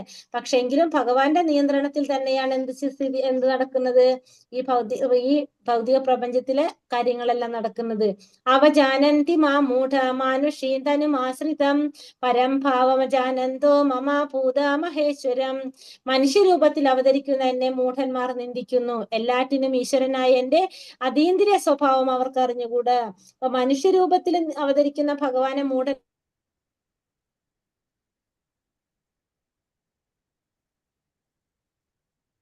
മാതാജി ബ്രേക്ക് ആവുന്നുണ്ടല്ലോ. അവർക്കറിയാനായിട്ട് സാധിക്കുന്നില്ല. ഭഗവാന്റെ ശക്തിയെ കുറിച്ച് അറിയാത്തവരാണ് ഭഗവാൻ എന്ത് വിളിക്കുന്നത്? മൂഢന്മാര്. അവരാണ് ഭഗവാനെ നിന്ദിക്കുന്നത്. ആരാണ്? ഭഗവാന്റെ ശക്തിയെ കുറിച്ച് മനസ്സിലാകാത്തവര്. ഭഗവാന്റെ ശക്തിയെ കുറിച്ച് മനസ്സിലാകാത്തവർ ഭഗവാൻ എന്ത് പറയാണ്? ഒരു സാധാരണ മനുഷ്യനെ പോലെ കാണാണ് അവർ ചെയ്യുന്നത്. അവര് ഭഗവാൻ ഒരു സാധാരണ മനുഷ്യനാണെന്നാണ് അവർ ചിന്തിക്കുന്നത്. കാരണം ഭഗവാന്റെ ശരിയായ രൂപത്തെ ആർക്ക് കാണാൻ സാധിക്കുന്നില്ല? അവരുടെ കണ്ണിൽ കാണില്ല ഭഗവാന്റെ ശരിയായ രൂപത്തെ. ആ രൂപത്തെ ആര് മറച്ചു വെക്കുന്ന പറയണത്? ഭഗവാന്റെ അന്തരംഗ ശക്തിയായിട്ടുള്ള യോഗമായ അല്ലെങ്കിൽ രാധാറാണി ഭഗവാൻ എന്ത് ചെയ്യാണ്? ഈ മൂഢന്മാരുടെ, അതായത് ഭഗവാനിൽ വിശ്വാസമില്ലാത്തവരുടെ കണ്ണിൽ നിന്ന് മറച്ചു പിടിക്കും. അതുകൊണ്ട് അവർക്ക് എന്ത് സാധിക്കില്ല? ഭഗവാനെ ദർശിക്കാനായിട്ട് സാധിക്കില്ല. അതുകൊണ്ട് ഭഗവാന്റെ ശക്തിയെ കുറിച്ച് ആർക്കറിയാൻ സാധിക്കില്ല? ഈ പറഞ്ഞവർക്കൊന്നും അറിയാനായിട്ട് സാധിക്കില്ല. അപ്പൊ ഭഗവാൻ അവരുടെ ധാരണയിൽ ഭഗവാൻ എന്താണ്? സാധാരണ മനുഷ്യനായിട്ടാണ് അവര് കരുതുന്നത്. അപ്പൊ മനുഷ്യനല്ല, പ്രപഞ്ചത്തിന്റെ സൃഷ്ടി സ്ഥിതി സംഹാരങ്ങൾ മുഴുവൻ നിയന്ത്രിക്കുന്ന ഭഗവാൻ ആരല്ല? വെറും ഒരു മനുഷ്യനല്ല എന്ന് ആർക്ക് അറിയില്ല? ഈ മൂഢന്മാർക്ക് മനസ്സിലാകാനായിട്ട് സാധിക്കില്ല. കാരണം നമ്മൾ പറഞ്ഞു, വിശ്വാസമില്ലാത്തവരിൽ നിന്ന് ഭഗവാനെ മറച്ചു പിടിക്കാൻ ആര്? ഭഗവാന്റെ അന്തരംഗ ശക്തി അല്ലെങ്കിൽ രാധാറാണി അല്ലെങ്കിൽ യോഗമായ ഭഗവാൻ അവരിൽ നിന്ന് മറച്ചു വെക്കുകയാണ് ചെയ്യുന്നത്. അപ്പൊ ഈ അജ്ഞത കാരണം കൊണ്ട് തന്നെ അവർക്ക് ഭഗവാനെ കുറിച്ച് മനസ്സിലാക്കാനായിട്ട് സാധിക്കുന്നില്ല. മോഘാശ മോഘ കർമാണോ മോഘാശ മോഘ കർമ്മ മോഘാശ മോഘ കർമാണോ മോഘജ്ഞാന വിചേതസഃ രാക്ഷസീമാസുരീം ചൈവ പ്രകൃതി മോഹിനീം ശ്രുത. ഇങ്ങനെ മോഹിതരായവർ ആസുരങ്ങളും നിരീശ്വരവാദങ്ങളുമായ ആശയങ്ങളാൽ ആകൃഷ്ടരാകുന്നു. ആ വ്യാമോഹാവസ്ഥയിൽ മുക്തിയെ കുറിച്ചുള്ള പ്രതീക്ഷകളും ഫലോദിഷ്ട കർമ്മങ്ങളും ജ്ഞാനാർജനവും എല്ലാം പാഴായി പോകും. ഇങ്ങനെ മോഹിതരായിട്ടുള്ളവര്, അതായത് കൃഷ്ണാവബോധം ഇല്ലാത്തവര് അല്ലെ, ഈ മൂഢന്മാരായിട്ടുള്ള, നമ്മൾ കഴിഞ്ഞ ശ്ലോകത്തിൽ പറഞ്ഞിട്ടുണ്ടായിരുന്നു, ആ മൂഢന്മാര് അവരെന്താണ്, ആസുരങ്ങളും നിരീശ്വരവാദങ്ങളുമായ ആശയങ്ങൾ കൊണ്ട് ആകൃഷ്ടരായി പോകാണ്. ഇവര് നിരീശ്വരവാദപരങ്ങളായിട്ടുള്ള ആശയങ്ങളില് അല്ലെങ്കിൽ ആസുരികമായിട്ടുള്ള ചിന്തകളില് ഇവരെന്താവാണ്, അവര് അതില് ആകൃഷ്ടരായി പോകും. അങ്ങനെ പോകുന്നത് കൊണ്ട് തന്നെ ഈ വ്യാമോഹാവസ്ഥയിൽ മുക്തിയെ കുറിച്ചുള്ള പ്രതീക്ഷകളും ഫലോദിഷ്ട കർമ്മങ്ങളും ജ്ഞാനാർജനം, അപ്പൊ ഇവര് ഏതെങ്കിലും രീതിയിൽ ചെയ്തിട്ടുണ്ടെങ്കിൽ, ഫലോദിഷ്ട കർമ്മങ്ങളൊക്കെ ചെയ്ത് ജ്ഞാനാർജനൊക്കെ ചെയ്തിട്ടുണ്ടെങ്കിൽ ഇതൊക്കെ എന്തായി പോകാണ്, അവർക്ക് പാഴായി പോകാണ് ചെയ്യണത്. ഈ ഭൗതിക പ്രകൃതിയുടെ വ്യാമോഹത്തിൽ പെട്ടുകഴിഞ്ഞാൽ അവർ എന്തെങ്കിലും ചെയ്തിട്ടുണ്ടെങ്കിൽ, അവര് ഇപ്പൊ അവരുടെ എന്തിനാ പറയണത്, അവർക്ക് പുണ്യം കിട്ടാനൊക്കെ എന്തെങ്കിലും പ്രവർത്തികൾ ചെയ്തിട്ടുണ്ടെങ്കിൽ അത് മുഴുവൻ എന്തായി പോകും, അതൊക്കെ പാഴായിട്ട് പോകുന്ന പറഞ്ഞ. കാരണം അവര് ചെയ്ത എല്ലാ പ്രയത്നങ്ങളും എല്ലാതും അവരുടെ പാഴായി പോകാണ് ചെയ്യുന്നത്. അപ്പൊ കൃഷ്ണാവബോധത്തെ കുറിച്ച് മനസ്സിലാക്കാത്ത, ഭഗവാനെ കുറിച്ച് അറിയാത്ത ഈ മൂഢരായ വ്യക്തികള് അവര് ചെയ്തിരിക്കുന്ന എന്തൊക്കെ ചെയ്തിട്ടുണ്ടോ, പല പ്രതീക്ഷകൾ കൊണ്ട്, മുക്തി ഉദ്ദേശിച്ചുകൊണ്ട് ഫലോദിഷ്ട കർമ്മങ്ങളും ജ്ഞാനാർജനൊക്കെ ചെയ്തിട്ടുണ്ടെങ്കിൽ അത് മുഴുവനും അവരുടെ എന്തായി പോകാണ്, പാഴായി പോകാണ്. കാരണം അവരെന്ത് ചെയ്യാണ്, ഭൗതിക പ്രകൃതിയുടെ വ്യാമോഹത്തിൽ അവര് പെട്ടുപോകാണ് ചെയ്യുന്നത്. മഹാത്മനസ്തു മാം പാർത്ഥ ദൈവീം പ്രകൃതിമാശ്രിതാഃ ഭജന്ത മനസ്സോ ജ്ഞാത്വോ ഭൂതാദിമവ്യയം. അല്ലയോ പാർത്ഥ, വ്യാമോഹം ബാധിക്കാത്ത വിശിഷ്ടാത്മാക്കൾ ദൈവിക പ്രകൃതിയാൽ സുരക്ഷിതരാണ്. സർവഭൂതങ്ങൾക്കും ആദി കാരണവും അവ്യയനുമായ പരമപുരുഷനാണ് ഞാനെന്നറിഞ്ഞുകൊണ്ട് അവർ എപ്പോഴും ഭക്തിപൂർവ്വം എന്റെ സേവനത്തിൽ മുഴുകുന്നു. ഇനി എന്താ പറയണത്, ഈ വ്യാമോഹം ബാധിക്കാത്ത വിശിഷ്ടാത്മാക്കളാണെങ്കിലോ അവര് ദൈവിക പ്രകൃതിയാൽ സുരക്ഷിതരാണ്. സർവഭൂതങ്ങൾക്കും ആദി കാരണവും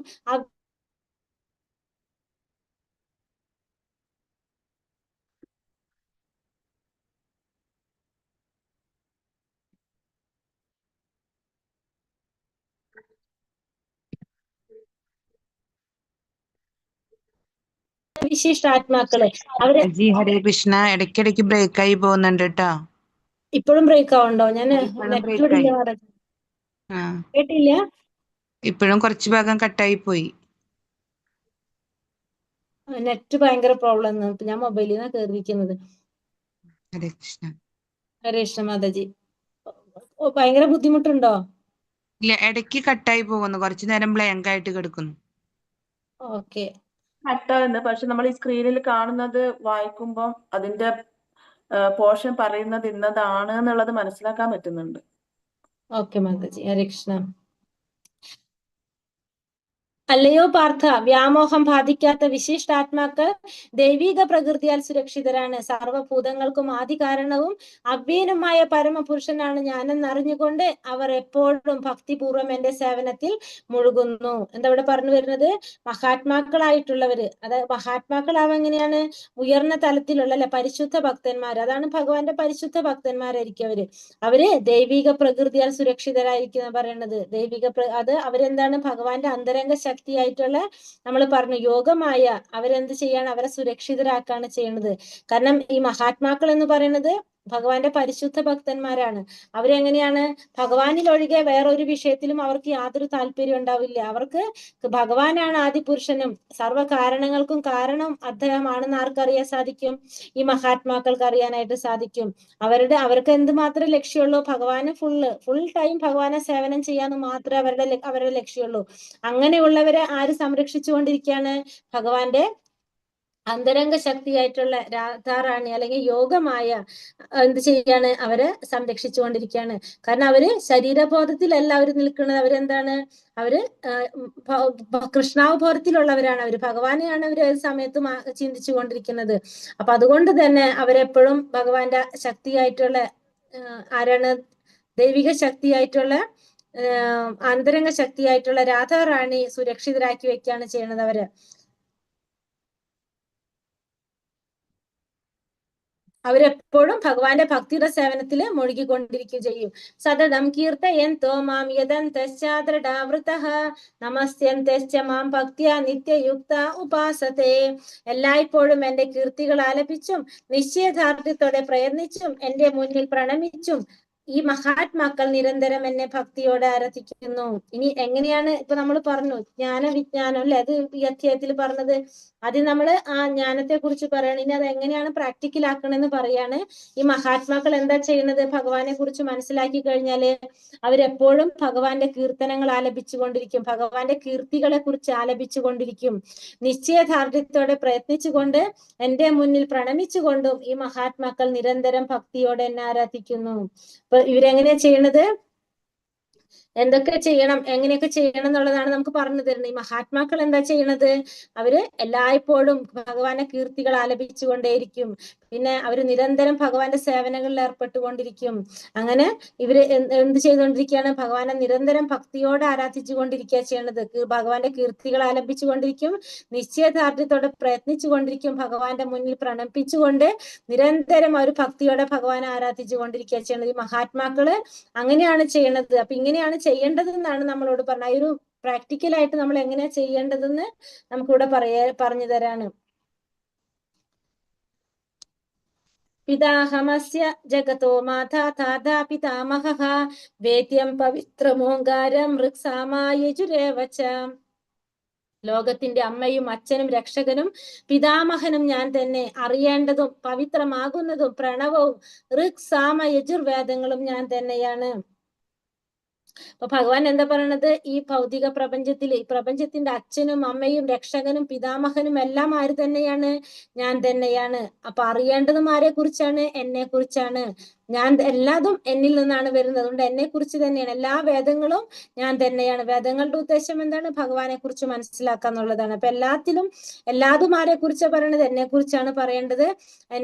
എന്നെ കുറിച്ചാണ് എല്ലാതും അറിയാൻ ശ്രമിക്കേണ്ടതെന്ന് പറയണം. അപ്പൊ എല്ലാവരും നമുക്ക് മനസ്സിലായിട്ടുള്ളതാണ്. എല്ലാ ജീവജാലങ്ങളും എന്താണ്? പരമാത്മാ രൂപത്തിലിരിക്കുന്ന ഭഗവാനിലുള്ളതാണ്. നമുക്കറിയാം. എല്ലാവരും ഭഗവാന്റെ അംശമാണ്. അതുകൊണ്ട് തന്നെ എല്ലാവരും എന്ത് ചെയ്യണം? ഭഗവാന്റെ അംശമാണെന്ന് മനസ്സിലാക്കിക്കൊണ്ട് ആ ഭഗവാനെ പ്രണമിക്കാനായിട്ട്, ഭഗവാനെ ആരാധിക്കാനായിട്ട് നമ്മൾ ശ്രമിക്കണം. ഭഗവാന് തുല്യനായിട്ടോ ഭഗവാന് സമനായിട്ടോ ആരുമില്ല. നമ്മൾ ആരെയാണ് വന്ദിക്കേണ്ടത്? ഭഗവാനെയാണ് വന്ദിക്കേണ്ടത്. കാരണം സകല ചരാചരങ്ങളും അടങ്ങിയിട്ടുള്ള ഈ പ്രത്യക്ഷ പ്രപഞ്ചം മുഴുവൻ ഭഗവാന്റെ ശക്തികളുടെ പ്രവർത്തനം കൊണ്ടാണ് നടക്കുന്നത്. നമ്മൾ ഈ ജീവാത്മാക്കള് ഭഗവാന്റെ അംശം തന്നെയാണ്.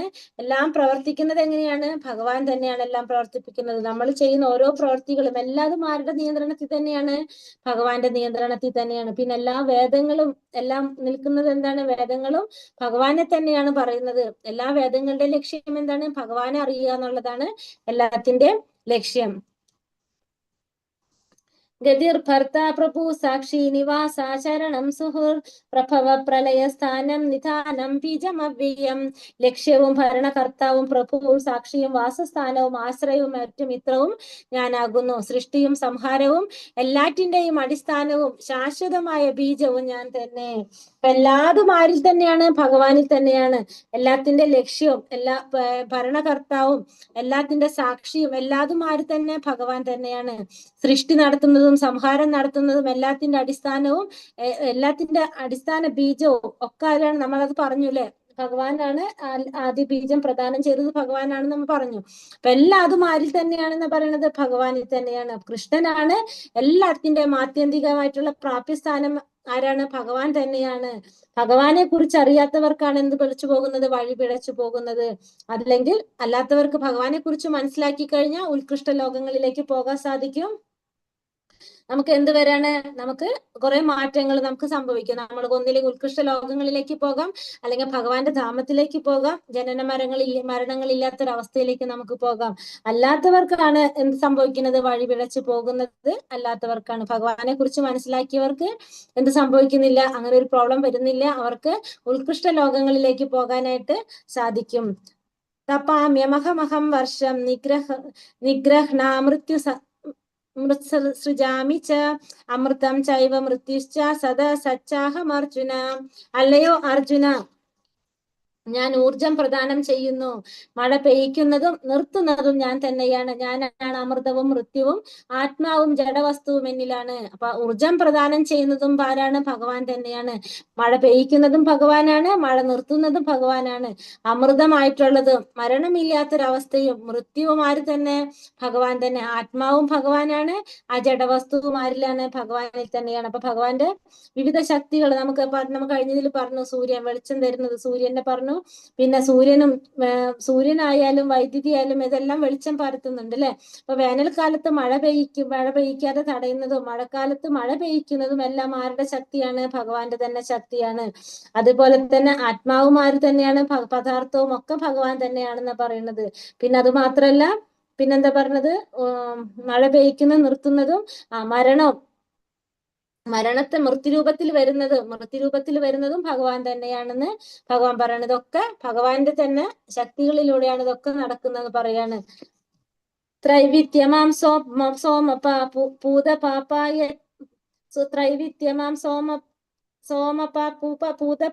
യജ്ഞൈരയിഷ്ടാ സ്വർഗതീം പ്രാർത്ഥയന്തേ തേ പുണ്യമാസ്യാദി സുരേന്ദ്ര ലോകം അശ്നന്തി ദിവ്യാൻ ദിവിദേവ ഭോഗാൻ. ഇവിടെ എന്താ പറഞ്ഞ?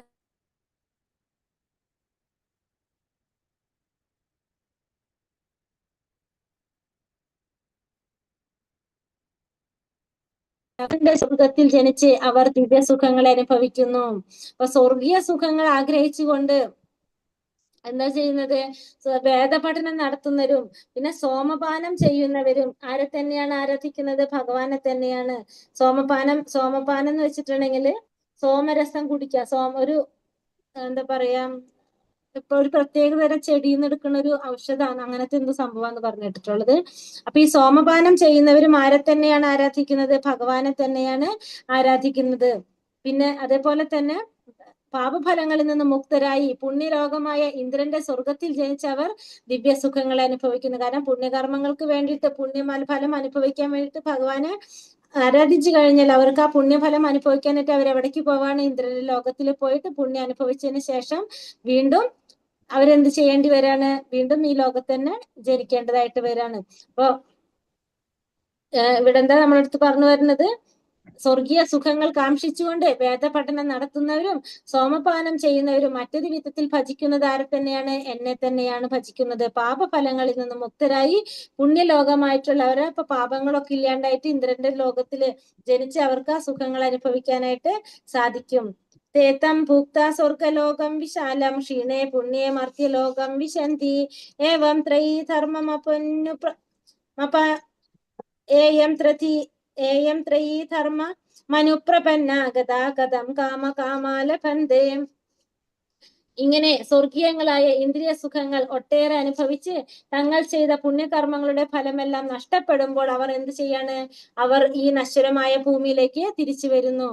പിന്നെ വേദത്രയ പ്രമാണങ്ങൾ ഉറച്ചു വിശ്വസിക്കുന്ന അന്വേഷികൾക്ക് ജന്മമൃത്യു പരമ്പരയിലല്ലാതെ മറ്റൊന്നും കിട്ടാനില്ല. അപ്പൊ ഈ സ്വർഗങ്ങളിൽ പോയിട്ട് ഈ സുഖമെല്ലാം അവർ അനുഭവിച്ചതിന് ശേഷം അവർക്ക് എന്താണ്?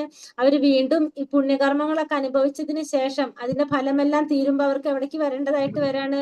വീണ്ടും ഈ ഭൗതിക ലോകത്തില് വരേണ്ടതായിട്ട് വരാണ്. അങ്ങനെ ഭൗതിക ലോകത്തിൽ വന്നിട്ട് വീണ്ടും ജന്മം എടുക്കേണ്ടതായിട്ട് വരും. അപ്പൊ എന്താ സംഭവിക്കുന്നത്? അവർക്ക് ജന്മമൃത്യു ജരാവ്യാധി ആ ഇതിൽ വന്നിട്ട് വീണ്ടും അവര് അത് അനുഭവിച്ചു കൊണ്ടിരിക്കുകയാണ് ചെയ്യുന്നത്. ആദ്യം അവർ ചെയ്ത ഉന്നത ഗ്രഹങ്ങളിലേക്ക് പോകും. അവർ ചെയ്ത പുണ്യകർമ്മങ്ങളുടെ ഫലമൊക്കെ അനുഭവിച്ച് അത് മുഴുവൻ തീരുമ്പോൾ അവർ വീണ്ടും ഈ ഭൗതിക ലോകത്തിൽ വന്ന് വീണ്ടും ജന്മം എടുത്തിട്ട് പിന്നെ അവരെന്ത് ചെയ്യേണ്ടി വരാണ്? ഈ ജന്മമൃത്യുവില് വന്ന് അവര് അതിൽ കൂടെ പിന്നെയും അവർ ജനനം എടുക്കും, പിന്നെ മരിച്ചു പോകും. അതിങ്ങനെ നടന്നുകൊണ്ടിരിക്കും. അനന്യാ ചിന്തയന്തോ മാം യേ ജനാ പരിപാസത്തെ തേഷാം നിത്യാഭിയുക്താനാം യോഗക്ഷേമം വഹാമ്യഹം. എന്റെ ദിവ്യരൂപത്തെ ധ്യാനിച്ചുകൊണ്ട് പൂർണ്ണമായ ഭക്തിയോടെ ആരാണോ എന്നെ എല്ലായ്പ്പോഴും ആരാധിക്കുന്നത് അവർക്ക് വേണ്ടുന്നതെല്ലാം ഞാൻ നൽകും, അവർക്കുള്ളതെല്ലാം ഞാൻ നിലനിർത്തുകയും ചെയ്യും. ഇനി ഇവിടെ എന്താ പറയണത്? ഭഗവാൻ ആരാണോ ആരാധിക്കുന്നത്, ഭഗവാന്റെ ദിവ്യരൂപത്തെ ആരാണോ പൂർണ്ണ ഭക്തിയോടെ ആരാധിക്കുന്നത് എല്ലായ്പ്പോഴും ഭഗവാൻ എന്ത് ചെയ്യും? അവർക്ക് വേണ്ടതെല്ലാം ഭഗവാൻ നൽകും. കാരണം പരമാത്മാ രൂപത്തിൽ എല്ലാവരിലും ആരുണ്ട്? ഭഗവാൻ ഇരിക്കുന്നുണ്ട്. അതുകൊണ്ട് നമുക്ക് എന്താണ് ആഗ്രഹം എന്ന് ആർക്കറിയാൻ സാധിക്കും? ഭഗവാൻ അറിയാനായിട്ട് സാധിക്കും. അപ്പൊ നമുക്ക് വേണ്ടതൊക്കെ ഭഗവാൻ നൽകും. മാത്രമല്ല നമുക്കുള്ളതൊക്കെ ഭഗവാൻ നിലനിർത്തി തരികയും ചെയ്യും. അപ്പൊ ഭഗവാനെ ആരാധിക്കുന്നവരെ ഭഗവാൻ സ്വയം സംരക്ഷിക്കുന്നതാണ് ഇവിടെ പറയുന്നത്. ഒന്നുകൂടി ഭഗവാൻ പറയാണ്, അവർക്കുള്ളതൊക്കെ ഭഗവാൻ നിലനിർത്തി കൊടുക്കും. അവർക്ക് വേണ്ടതെല്ലാം ഭഗവാൻ നൽകുകയും ചെയ്യും. അവർക്ക് എന്താണോ വേണ്ടതെന്ന് ആർക്കറിയാം? പരമാത്മാ രൂപത്തിലുള്ളിലിരിക്കുന്ന ഭഗവാൻ അറിയാം. അതുകൊണ്ട് അവർക്ക് വേണ്ടതെല്ലാം ഭഗവാൻ നിലനിർത്തി കൊടുക്കുകയും അവർക്ക് വേണ്ടതൊക്കെ ഭഗവാൻ നൽകുകയും ചെയ്യും. അവർക്കുള്ളതൊക്കെ നിലനിർത്തി കൊടുക്കുകയും ചെയ്യും. അപ്പൊ ഭഗവാനായിട്ട് നമ്മൾ എന്ത് ചെയ്തിരിക്കണം? ഭക്തിയോടെ ഭഗവാനെ ആരാധിച്ചു കൊണ്ടിരിക്കുക. ഭഗവാനെ ധ്യാനിച്ചു കൊണ്ടിരുന്നു കഴിഞ്ഞാൽ നമുക്ക് എന്താണ്? നമുക്ക് ഉള്ളതൊക്കെ നിലനിർത്തിയും തരും, നമുക്ക് വേണ്ടത് ഭഗവാൻ തരുകയും ചെയ്യും. കൃഷ്ണാവബോധമില്ലാതെ നമ്മൾ ഒരു ദിവസം പോലും കഴിച്ചു കൂട്ടാനായിട്ട് പാടുള്ളതല്ല. കാരണം ഏതൊരു സമയത്തും നമ്മൾ ഭഗവാനെ കുറിച്ച് ചിന്തിച്ച് ഭഗവാന് വേണ്ട കാര്യങ്ങൾ, സേവകൾ ചെയ്തുകൊണ്ടിരുന്നു കഴിഞ്ഞാൽ എന്താണ് സംഭവിക്കുന്നത്? നമുക്ക് വേണ്ടതൊക്കെ ഭഗവാൻ നൽകുന്നു, നമുക്കുള്ളതൊക്കെ ഭഗവാൻ നിലനിർത്തി തരുന്നു എന്നാണ് ഇവിടെ മനസ്സിലാക്കാനായിട്ട് സാധിക്കുന്നത്. അപ്പൊ നമുക്ക് എന്തുണ്ടാവുന്നില്ല? നമുക്ക് ക്ലേശപൂരിതമായിട്ടുള്ള ഒരു ജീവിതം നയിക്കേണ്ട ആവശ്യം വരുന്നില്ല. നമുക്ക് താഴ്ത്തിക്ക് വീഴേണ്ട ഒരു ആവശ്യം വരുന്നില്ല. ये पन्यदेवता भक्ता यजन्ते ശ്രദ്ധയാനിതഃ തേപി മാമേവ കൗന്തേയ യജന്ത്യാവിധി പൂർവകം. മറ്റു ദേവന്മാരുടെ ഭക്തന്മാരും വിശ്വാസപൂർവം അവരെ ഉപാസിക്കുന്നവരും വാസ്തവത്തിൽ എന്നെ തന്നെയാണ് ഉപാസിക്കുന്നത്. കുന്തിപുത്ര, എന്നാൽ അവരെങ്ങനെ ചെയ്യുന്നത്? വിധിപ്രകാരമല്ല. അപ്പൊ മറ്റുള്ള ദേവന്മാരെ ആരാധിക്കുന്നവരുണ്ട് അല്ലെ? നമ്മൾ ഈ പറഞ്ഞ പോലെ തന്നെ ഇപ്പൊ മഹാദേവനാവാം, ഗണപതിയാവാം, ദേവീനെ ആയിരിക്കാം, മറ്റുള്ള എല്ലാ ദേവതമാരെ ആരാധിക്കുന്നവരും വാസ്തവത്തിൽ ആരെ തന്നെയാണ് ആരാധിക്കുന്നത്? ഭഗവാനെ തന്നെയാണ് എല്ലാവരും ആരാധിക്കുന്നത്. പക്ഷെ അവരങ്ങനെ ചെയ്യുന്നത് എങ്ങനെയല്ല എന്നാ പറയുന്നത്? വിധിപൂർവകമല്ല, വിധിപ്രകാരമല്ല അവരാ ചെയ്യുന്നത്. കാരണം ആരാണ് മെയിൻ ആയിട്ടുള്ളത്? നാഥൻ ഭഗവാനാണ്. അപ്പൊ ഭഗവാനെയാണ് ആരാധിക്കേണ്ടത്. പക്ഷെ അവർ ആരാധിക്കുന്നത് വിധിപ്രകാരമല്ല എന്നുള്ള പറയുന്നത്. പക്ഷെ അവർ ആരാധിക്കുന്നത് ആരെ തന്നെയാണ്? ശരിക്കും ഭഗവാനെ തന്നെയാണ് ആരാധിക്കുന്നത്. കാരണം ഇപ്പൊ നമ്മൾ പറഞ്ഞു കഴിഞ്ഞു, ഇപ്പൊ ഒരു ഭഗവാൻ എന്താ പറയാ, എന്തെങ്കിലും ഒരു കാര്യം നമ്മൾ വേറൊരു ദേവനോട് ആവശ്യപ്പെട്ട ഭഗവാന്റെ പെർമിഷനോട് കൂടി മാത്രമേ ആ ദേവന് നമുക്കത് തരാനായിട്ട് സാധിക്കുള്ളൂ. അപ്പൊ അതുകൊണ്ട് എല്ലാതും എങ്ങനെയൂടെ നടക്കുന്നത്? ഭഗവാനിലൂടെ തന്നെയാണ് എല്ലാം നടക്കുന്നത്. പക്ഷെ അത് വിധിപ്രകാരമല്ല എന്നാണ് ഇവിടെ പറയുന്നത്. യാന്തി ദേവാവൃത ദേവാൻ പിത്രാൻ യാന്തി പിതൃവ്രതഃ ഭൂതാനി യാന്തി ഭൂതേച്യ യാന്തി മത്യാജിനോപിമാം. ദേവന്മാരെ ആരാധിക്കുന്നവർ ദേവന്മാരോടൊപ്പം ജനിക്കും, പിതൃപൂജകൾ പിതൃക്കളോടൊപ്പം ജനിക്കും, ഭൂതപ്രേതാദികൾ ഉപാസിക്കുന്നവരാകട്ടെ അവരോടൊപ്പമാണ് ജനിക്കുക. എന്നെ ആരാധിക്കുന്ന ഭക്തന്മാർ എന്നോടൊപ്പം ജീവിക്കും. ഈ ഭഗവാനോട് എന്താ പറയുന്നത്?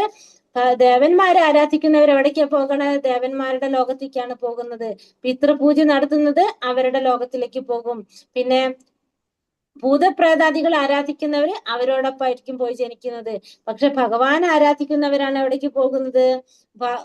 ഗോലോക വൃന്ദാവനത്തില് ഭഗവാന്റെ ലോകത്തിലേക്ക് പോകുന്നത്. അപ്പൊ നമ്മള് ഭഗവാൻ ആരാധിച്ചാൽ മാത്രമേ എവിടേക്ക് പോകാൻ സാധിക്കുള്ളൂ? ഗോലോക വൃന്ദാവനത്തിൽ പോകാനായിട്ട് സാധിക്കുള്ളൂ. പിതൃപൂജ നടത്തി കഴിഞ്ഞാൽ അവരുടെ ലോകത്തേക്ക് പോകേണ്ടി വരും. ഓരോരുത്തർക്കും ഓരോ ലോകങ്ങളുണ്ട് നമ്മൾ കണ്ടു.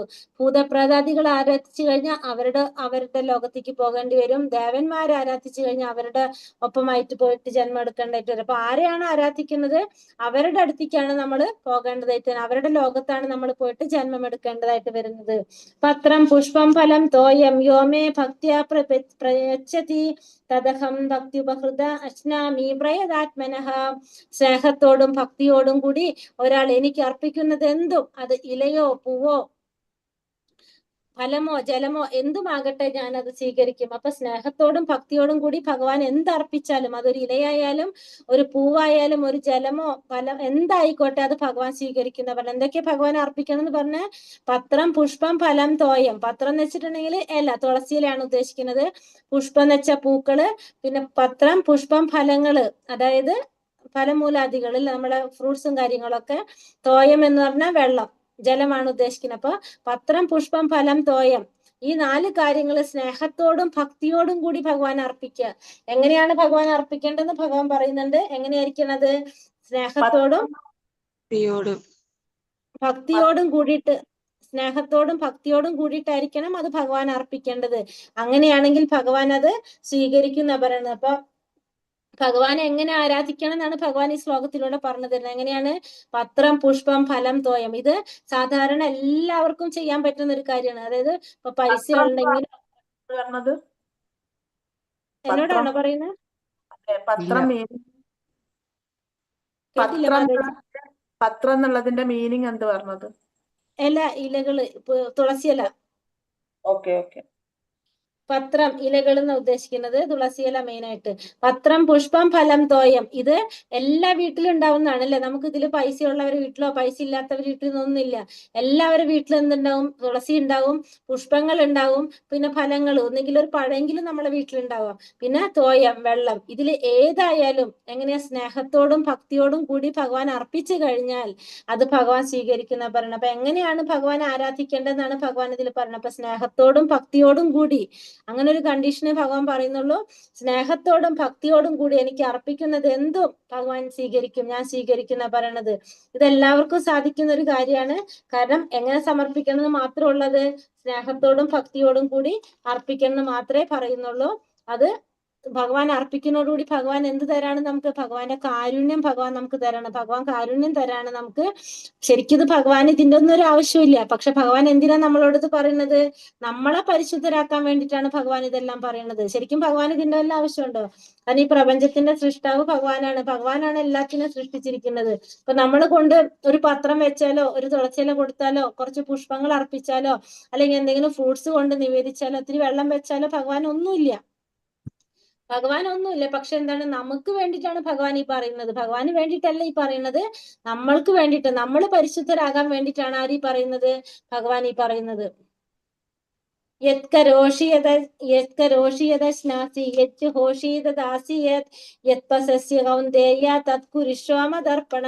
നീ എന്ത് ചെയ്യുന്നുവോ, എന്ത് ഭക്ഷിക്കുന്നുവോ, എന്ത് നിവേദിക്കുന്നുവോ, എന്ത് ഭക്ഷിക്കുന്നുവോ, എന്ത് ദാനം ചെയ്യുന്നുവോ, എന്ത് തപശ്ചര്യകൾ അനുഷ്ഠിക്കുന്നുവോ, കുന്തിപുത്ര, അതെല്ലാം എനിക്കായി അർപ്പിച്ചുകൊണ്ട് ചെയ്യാം. എന്താ പറയണത്? നീ എന്ത് ചെയ്യുന്നുവോ, നീ എന്ത് ചെയ്താലും, അതുപോലെ തന്നെ നീ എന്ത് നിവേദിച്ചാലും, എന്ത് ഭക്ഷിച്ചാലും, എന്ത് ദാനം ചെയ്താലും, തപശ്ചര്യകൾ എന്ത് അനുഷ്ഠിച്ചാലും നീ എന്ത് ചെയ്യണം? നീ അത് എനിക്കായിട്ട് അർപ്പിച്ചുകൊണ്ട് ചെയ്യണം. ഈ ശ്ലോകത്തിൽ എന്താ പറയണത്? ഇതെന്തിനാ ഭഗവാനെ പറയണത്? നമ്മൾ എല്ലാ സമയത്തും ഭഗവാനെ കുറിച്ച് ഓർക്കാൻ വേണ്ടിയിട്ട്, ഒരിക്കലും ഭഗവാനെ നമ്മൾ മറന്നു പോകാതിരിക്കാനായിട്ടാണ് ഭഗവാൻ ഈ ശ്ലോകത്തിൽ നമുക്ക് പറഞ്ഞു തരുന്നത്. ഇപ്പൊ നമ്മൾ ചെയ്യുന്നത് എന്തും, നമ്മൾ എന്തൊക്കെ ചെയ്താലും അതെങ്ങനെ ചെയ്യണം? ഭഗവാനായിട്ട് സമർപ്പിച്ചുകൊണ്ട് ചെയ്യണം. കാരണം നമ്മൾ ഭഗവാനെ മറന്നു പോകാതിരിക്കാൻ വേണ്ടിയിട്ട്. അങ്ങനെയാണെങ്കിൽ നമുക്ക് എല്ലാ പാപങ്ങളിൽ നിന്നും മുക്തനായിട്ട് ഭഗവാനെ പ്രാപിക്കാനായിട്ട് സാധിക്കും. അപ്പൊ ഏതൊരു സന്ദർഭത്തിലും ഭഗവാനെ മറക്കാതിരിക്കുന്ന വിധത്തിലായിരിക്കണം നമ്മൾ എന്ത് ചെയ്യേണ്ടത്? നമ്മുടെ ജീവിതത്തെ ചിട്ടപ്പെടുത്തിയെടുക്കേണ്ടത്. അപ്പൊ ഓരോന്നും അത് ഓരോരുത്തരുടെ, ഓരോ മനുഷ്യന്റെ കടമയാണത്. അപ്പൊ നമ്മൾ ഓരോ സമയത്തും ഭഗവാനെ കുറിച്ച് ഓർക്കാൻ വേണ്ടിയിട്ട് നമ്മൾ ചെയ്യുന്ന ഓരോ പ്രവർത്തികളും എന്ത് ചെയ്യണം? ഭഗവാൻ സമർപ്പിച്ചുകൊണ്ട് ചെയ്യണം. അപ്പൊ അങ്ങനെ ചെയ്യുകയാണെങ്കിൽ സ്വാഭാവികമായിട്ട് നമുക്ക് എന്ത് പറ്റും? ഭഗവാനെ ഓർക്കാനായിട്ട് സാധിക്കും. അപ്പൊ നമുക്ക് മുക്തനായിട്ട് ഭഗവാനെ പ്രാപിക്കാനായിട്ട് സാധിക്കും. അതാണ് പറഞ്ഞത്, നീ എന്ത് ചെയ്യുന്നുവോ, എന്ത് നിവേദിക്കുന്നുവോ, എന്ത് ഭക്ഷിക്കുന്നുവോ, എന്ത് ദാനം ചെയ്യുന്നുവോ, അതെല്ലാം എന്ത് ചെയ്യണം? എനിക്കായിട്ട് അർപ്പിച്ചുകൊണ്ട് ചെയ്യണം. സമോഹം സർവഭൂതേഷു നമേ ദ്വേഷ്യാസ്തി ന പ്രിയഃ യേ ഭജന്തി തുമാം ഭക്ത്യാ മയി തേ തേഷു ചാപ്യഹം. എനിക്ക് ആരോടും അസൂയയില്ല, പക്ഷാഭേദവും ഇല്ല, എല്ലാറ്റിനോടും സമഭാവനയാണ് എനിക്കുള്ളത്. പക്ഷേ ഭക്തി പുരസ്സരം ആരാണോ എന്നെ സേവിക്കുന്നത്, അയാൾ എന്റെ സുഹൃത്തും ഞാൻ അയാളുടെ സുഹൃത്തുമാണ്, അവൻ എന്നിൽ അധിവസിക്കുന്നു. ഇനി ഭഗവാൻ പറയാണ്, എനിക്ക് ആരോടും എന്തില്ല? അസൂയയില്ല, പക്ഷാപാതവും ഇല്ല, എല്ലാറ്റിനെയും സമഭാവനയോടാണ് ആര് കാണുന്നത്? ഞാൻ നോക്കി കാണുന്നത്. പക്ഷേ ഭക്തി പുരസ്സരം എന്നെ സേവിക്കുന്നവര്, ഭക്തിയോടെ എന്നെ ആരാധിക്കുന്നവര് എന്താണ്? അവരോടൊരു ചെറിയൊരു പ്രത്യേകത ഭഗവാനുണ്ട്. ഭഗവാൻ പറയാണ്, ഞാൻ അയാളുടെ സുഹൃത്തായിരിക്കും, അവൻ എന്നിൽ വസിക്കുകയായിരിക്കും, അയാളുടെ സുഹൃത്തായിരിക്കും ഞാൻ, അയാള് എന്റെ സുഹൃത്തുമായിരിക്കും. പുരസ്സരം ഭഗവാനെ ആരാധിക്കുന്നവര്, എല്ലാവരും സമഭാവനയോടാണ് ഭഗവാൻ കാണുന്നതെങ്കിൽ, പക്ഷെ എങ്കിലും ഒരു പ്രത്യേക മമത ഭഗവാൻ ആരോടുണ്ട്? ഭഗവാനെ ആരാധിക്കുന്നവരോടുണ്ടെന്ന് ഭഗവാൻ ഈ ശ്ലോകത്തിലൂടെ പറയണം. എല്ലാവരും സമഭാവനയോടാണ് കാണുന്നത്, ആരോടും ഒരു പക്ഷാപാതം ഒന്നും എനിക്കില്ല. പക്ഷെ എങ്കിൽ പോലും പ്രത്യേകം ഒരു മമത ഭഗവാൻ ആരുടെ അടുത്ത് പറയുന്നുണ്ട്? ഭഗവാനെ സേവിക്കുന്നവരുടെ അടുത്ത് ഭഗവാൻ കാണിക്കുന്നുണ്ട്. അവരുടെ സുഹൃത്തായിരിക്കും ഭഗവാൻ, അവര് ഭഗവാന്റെ സുഹൃത്തായിരിക്കും എന്ന് ഭഗവാനോട് പറയാണ്. അപിചേ സുദുരാചാരോ ഭജതേ മാമനന്യഭാഗ് സാധുരേവ സമന്തവ്യ സമഗ്ര വ്യവസിതോ ഹി സഹ. ഒരാൾ അത്യന്തം ഹീനമായൊരു പ്രവൃത്തി ചെയ്താൽ പോലും ഭക്തിപൂർവം ഭഗവത് സേവനത്തിൽ ഏർപ്പെടുന്ന പക്ഷം അയാളെ സാധു എന്ന് കരുതണം. ദൃഢവിശ്വാസത്തിൽ തന്റെ ദൃഢവിശ്വാസത്തിൽ അയാൾ ശരിയായി വർത്തിക്കുന്നു. അപ്പോ ഒരാള് അത്യന്തം ഹീനമായിട്ടൊരു പ്രവൃത്തി ചെയ്തതിന് ശേഷം അയാള് നമ്മൾ എന്ത് പറയണാണ്, അയാള് ഭക്തിപൂർവം ഭഗവാന്റെ സേവനത്തിൽ ഏർപ്പെട്ടുകൊണ്ടിരിക്കുകയാണെങ്കിൽ അയാളെ സാധുവായിട്ട് കരുതണം എന്നാ പറയുന്നത്. അപ്പൊ അതായത് നമ്മള് എന്താ പറയാ, ഒരാളൊരു ഇപ്പൊ ഒരു ദുഷ്ടനായ ഒരു വ്യക്തിയാണെന്ന് വിചാരിക്കൂ, ദുഷ്കർമ്മങ്ങളൊക്കെ ചെയ്യുന്ന ഒരു വ്യക്തിയാണ്. പക്ഷെ അതിനുശേഷം അയാൾ ഭക്തിപൂർവ്വം ഭഗവാന്റെ സേവനങ്ങളൊക്കെ ചെയ്തുകൊണ്ടിരുന്നാൽ സ്വാഭാവികമായിട്ടും അയാൾ ചെയ്ത ആ ദുഷ്കർമ്മത്തിന്റെ ഫലം എല്ലാതും ഇല്ലാണ്ടായി പോകും. പിന്നെ അയാളെ നമ്മൾ എന്തായിട്ട് ചിന്തിക്കാൻ പാടില്ല, അയാൾ ദുഷ്ടനാണെന്ന് ചിന്തിക്കാൻ പാടില്ല. കാരണം അയാളെ സാധുവായിട്ട് കരുതണം. അപ്പൊ ആദ്യം അയാള് ഇതിനെക്കുറിച്ചൊന്നും അറിയാത്ത കൊണ്ട്, ഇപ്പൊ നമ്മളാണെന്ന് വിചാരിച്ചുള്ളൂ, നമ്മൾ ഇതിനെക്കുറിച്ചൊന്നും മനസ്സിലാക്കാത്തത് കൊണ്ട്, കൃഷ്ണാവപാദത്തെ കുറിച്ചൊന്നും അറിയാത്തത് കൊണ്ട് നമ്മൾ എന്ത് ചെയ്തിരിക്കാം, ദുഷ്ടകർമ്മങ്ങളൊക്കെ ചെയ്തിരിക്കാം. അതിനുശേഷം നമ്മൾ ഭക്തിയിൽ വന്നു, നമുക്ക് ഇതൊക്കെ മനസ്സിലായി, നമ്മൾ ഭഗവാന്റെ സേവ ചെയ്തുകൊണ്ടിരിക്കുകയാണെങ്കിൽ നമ്മൾ ആ കഴിഞ്ഞ കാര്യങ്ങളെല്ലാം നമ്മൾ പറയേണ്ടത്, പിന്നെ ആ വ്യക്തിയെ കുറിച്ച് നല്ല രീതിയിൽ നമ്മൾ ചിന്തിക്കാൻ ശ്രമിക്കണം. നമ്മൾ അതായിരിക്കണം നമ്മൾ കാണേണ്ടത്. കാരണം ഭക്തിയുടെ സേവനം ചെയ്തുകൊണ്ടിരിക്കുന്ന ഒരു വ്യക്തിയാണെങ്കിൽ അയാൾക്ക് ഒരിക്കലും എന്ത് സംഭവിക്കുന്നില്ല, പിന്നെ അയാൾക്ക് ഒരിക്കലും നാശം സംഭവിക്കില്ല, അയാൾ തെറ്റിലേക്ക് പോകുന്നുണ്ടാവില്ല. അപ്പൊ അങ്ങനെയുള്ള വ്യക്തികളെ പിന്നെ നമ്മൾ എന്ത് ചെയ്യണം, നമ്മൾ സാധുവായിട്ട് കാണാനായിട്ട് ശ്രമിക്കണം. കാരണം നമ്മൾ കഴിഞ്ഞ ജന്മത്തിൽ ചെയ്ത പോലെ നമ്മളതൊന്നും അറിയാത്തത് കൊണ്ടോ എന്തെങ്കിലും സാഹചര്യം കൊണ്ടോ നമ്മൾ അങ്ങനത്തെ ഒരു പ്രവൃത്തികൾ ചെയ്തു പോയെങ്കിലും ഭക്തിയുടെ സേവനം ചെയ്തു കഴിഞ്ഞാൽ അതിന്റെ ഫലം മുഴുവൻ അയാളുടെ ഇല്ലാതാക്കാനായിട്ട് സാധിക്കും. അപ്പൊ ആ വ്യക്തിയെ നമ്മൾ സാധുവായിട്ട് കരുതണം എന്നാണ് ഭഗവാൻ പറയുന്നത് ഇവിടെ. ക്ഷിപ്രം ഭവതി ധർമാത്മാ ശശ്വച്ഛാന്തിം നിഗച്ഛതി കൗന്ദേയ പ്രതിജാനീഹി നമേ ഭക്ത പ്രണശ്യതി. ഇവിടെ എന്താ പറയണത്, അവൻ വേഗത്തിൽ ധാർമ്മികനായി തീർന്ന് ശാശ്വതമായ ശാന്തി നേടുന്നു. അവന് വേഗത്തിൽ തന്നെ എന്താണ്, ധാർമ്മികനാവാനായിട്ട് തീരും. എത്രയോ ദുഷ്ടപ്രവൃത്തികൾ ചെയ്തിട്ടുണ്ടെങ്കിലും ഭക്തി സേവനം ചെയ്തുകൊണ്ടിരിക്കുകയാണെങ്കിൽ അവന് പെട്ടെന്ന് തന്നെ എന്ത് സംഭവിക്കുകയാണ്, മാറ്റം സംഭവിക്കും. അവന് ശാശ്വതമായിട്ടുള്ള ശാന്തി നേടാനായിട്ട് സാധിക്കും. എന്റെ ഭക്തൻ ഒരിക്കലും നാശം സംഭവിക്കില്ല എന്ന് കുന്തിപുത്ര ഉറപ്പിച്ച് പ്രഖ്യാപിക്കൂ. അർജുനനോട് ഭഗവാൻ പറയാണ്, നമേ ഭക്തി പ്രണശ്യതി, എന്റെ ഭക്തൻ ഒരിക്കലും സംഭവിക്കുന്നില്ല, നാശം സംഭവിക്കുന്നില്ല എന്ന് നീ ഉറപ്പിച്ച് പ്രഖ്യാപിക്കുക. ആരോടാണ് പറയുന്നത്, അർജുനനോടാണ് പറയുന്നത്. പറയാണ്, എന്റെ ഭക്തൻ ഒരിക്കലും നാശം സംഭവിക്കുന്നില്ല എന്ന് നീ ഉറപ്പിച്ച് പ്രഖ്യാപിക്കൂ അർജുന എന്നാണ് ഇവിടെ ആര് പറയുന്നത്, ഭഗവാൻ അർജുനനോട് പറയാണ്. എന്റെ ഭക്തന്മാർക്ക് ഒരിക്കലും നാശം സംഭവിക്കുന്നില്ല. കാരണം ഭഗവാനല്ല അത് പറയണത്, ഭഗവാന്റെ ഭക്തനെ കൊണ്ട്. അർജുനൻ ഭഗവാന്റെ ഭക്തനാണ്. ആ ഭക്തനെ കൊണ്ടാണ് ആര് പറയിക്കുന്നത്, നമ്മെ ഭക്തി പ്രണശ്യതി, എന്റെ ഭക്തന്മാർക്ക് നാശം സംഭവിക്കില്ല എന്ന്. കാരണം ഭക്തന്മാര് പറഞ്ഞ വാക്ക് ഭഗവാൻ ഒരിക്കലും തെറ്റിക്കില്ല. ഭക്തന്റെ വാക്കിന് ഭഗവാൻ ഭയങ്കര പ്രാധാന്യം കൊടുക്കണാണ് അല്ലെ. ഭക്തന്മാരുടെ ഹൃദയത്തിലാണ് ഭഗവാൻ ഇരിക്കുന്നത്. ഭഗവാൻ ഭക്തവത്സലനാണ്. ഭഗവാന് ഭക്തന്മാരാണ്, എല്ലാതും ഭക്തന്മാരാണ്. അപ്പൊ ആ ഭക്തന്മാർക്ക് എന്തെങ്കിലും ബുദ്ധിമുട്ടുണ്ടായാലും, ഭക്തന്മാരാരെങ്കിലും ഉപദ്രവിച്ചു കഴിഞ്ഞാൽ ഭഗവാൻ അതൊരിക്കലും ക്ഷമിക്കാൻ സാധിക്കില്ല. അതുകൊണ്ട് തന്നെ ഭഗവാൻ ആ ഭക്തനെ കൊണ്ടാണ് പറഞ്ഞത് എന്ത്, എന്റെ ഭക്തന്മാർക്ക് ഒരിക്കലും നാശം സംഭവിക്കില്ല, നമ്മെ ഭക്തി പ്രണശ്യതി എന്ന്. കാരണം അപ്പൊ ആ വാക്ക് പാലിക്കാൻ ആര് ശ്രമിക്കും, ഭഗവാൻ ശ്രമിച്ചുകൊണ്ടിരിക്കും. അതുകൊണ്ട് ഭഗവാൻ അർജുനനെ കൊണ്ടാണ് പറയിച്ചത്, നമ്മെ ഭക്തി പ്രണശ്യതി. മാം ഹി പാർത്ഥവിപാശ്രിത്യ യേപി സ്യൂപാപ യോനയഃ സ്ത്രീയോ വൈശ്യസ്തഥാ ശൂദ്രാസ്തേപി യാന്തി പരാം ഗതിം. പാർത്ഥ, എന്നെ ആശ്രയിക്കുന്നവർ അധമുകുലത്തിൽ പിറന്നവരോ സ്ത്രീകളോ കച്ചവടക്കാരോ ശൂദ്രരോ ആരായാലും ശരി പരമപദം പ്രാപിക്കും. അപ്പൊ ഭഗവാനെ ആശ്രയിക്കുന്നവർ ആരായാലും, അത് അധമുകുലത്തിൽ പിറന്നവരാകാം, സ്ത്രീകളാകാം, കച്ചവടക്കാരാവാം, ശൂദ്രരാവാം, ആരായാലും എല്ലാവർക്കും എന്താണ്, പരമപദം പ്രാപിക്കാനായിട്ട് സാധിക്കും. അപ്പൊ ഭഗവാനെ ആശ്രയിക്കുന്നത് ആരായാലും അവർക്ക് പരമപദം പ്രാപിക്കാനായിട്ട് സാധിക്കും. മന്മനാഭവ മദ്ഭക്ത മത്യാജീമാ നമസ്കുരു മാമേ വൈശ്യസി യുക്തൈവ ആത്മാനം മത്പരായണ. എന്നിൽ മനസ്സുറപ്പിക്കുക, എന്റെ ഭക്തനാവുക, എന്നെ ആരാധിക്കുകയും പ്രണമിക്കുകയും ചെയ്യുക. എന്നിൽ തന്നെ പൂർണ്ണമായി മുഴുകിയിരിക്കുന്നത് കൊണ്ട് നീ തീർച്ചയായും എന്നെ പ്രാപിക്കും. അപ്പൊ എന്നിൽ മനസ്സുറപ്പിക്കുക, എന്റെ ഭക്തനാവുക, എന്നെ ആരാധിക്കുകയും പ്രണമിക്കുകയും ചെയ്യുക. എന്നിൽ തന്നെ പൂർണ്ണമായി മുഴുകിയിരിക്കുന്നത് കൊണ്ട് നിനക്ക് എന്താണ്, തീർച്ചയായിട്ടും നിനക്ക് എന്നെ പ്രാപിക്കാനായിട്ട് സാധിക്കും. അപ്പൊ ഭഗവാൻ എന്ത് ചെയ്യണം, ഫസ്റ്റ് എന്നിൽ മനസ്സുറപ്പിക്കണം, എന്റെ ഭക്തൻ ഭക്തനാവണം, എന്നെ ആരാധിക്കുകയും പ്രണമിക്കുകയും ചെയ്യണം. പൂർണ്ണമായും എന്നിൽ തന്നെ മുഴുകിയിരിക്കുന്നത് കൊണ്ട് നിനക്ക് എന്ത് ചെയ്യാൻ സാധിക്കും?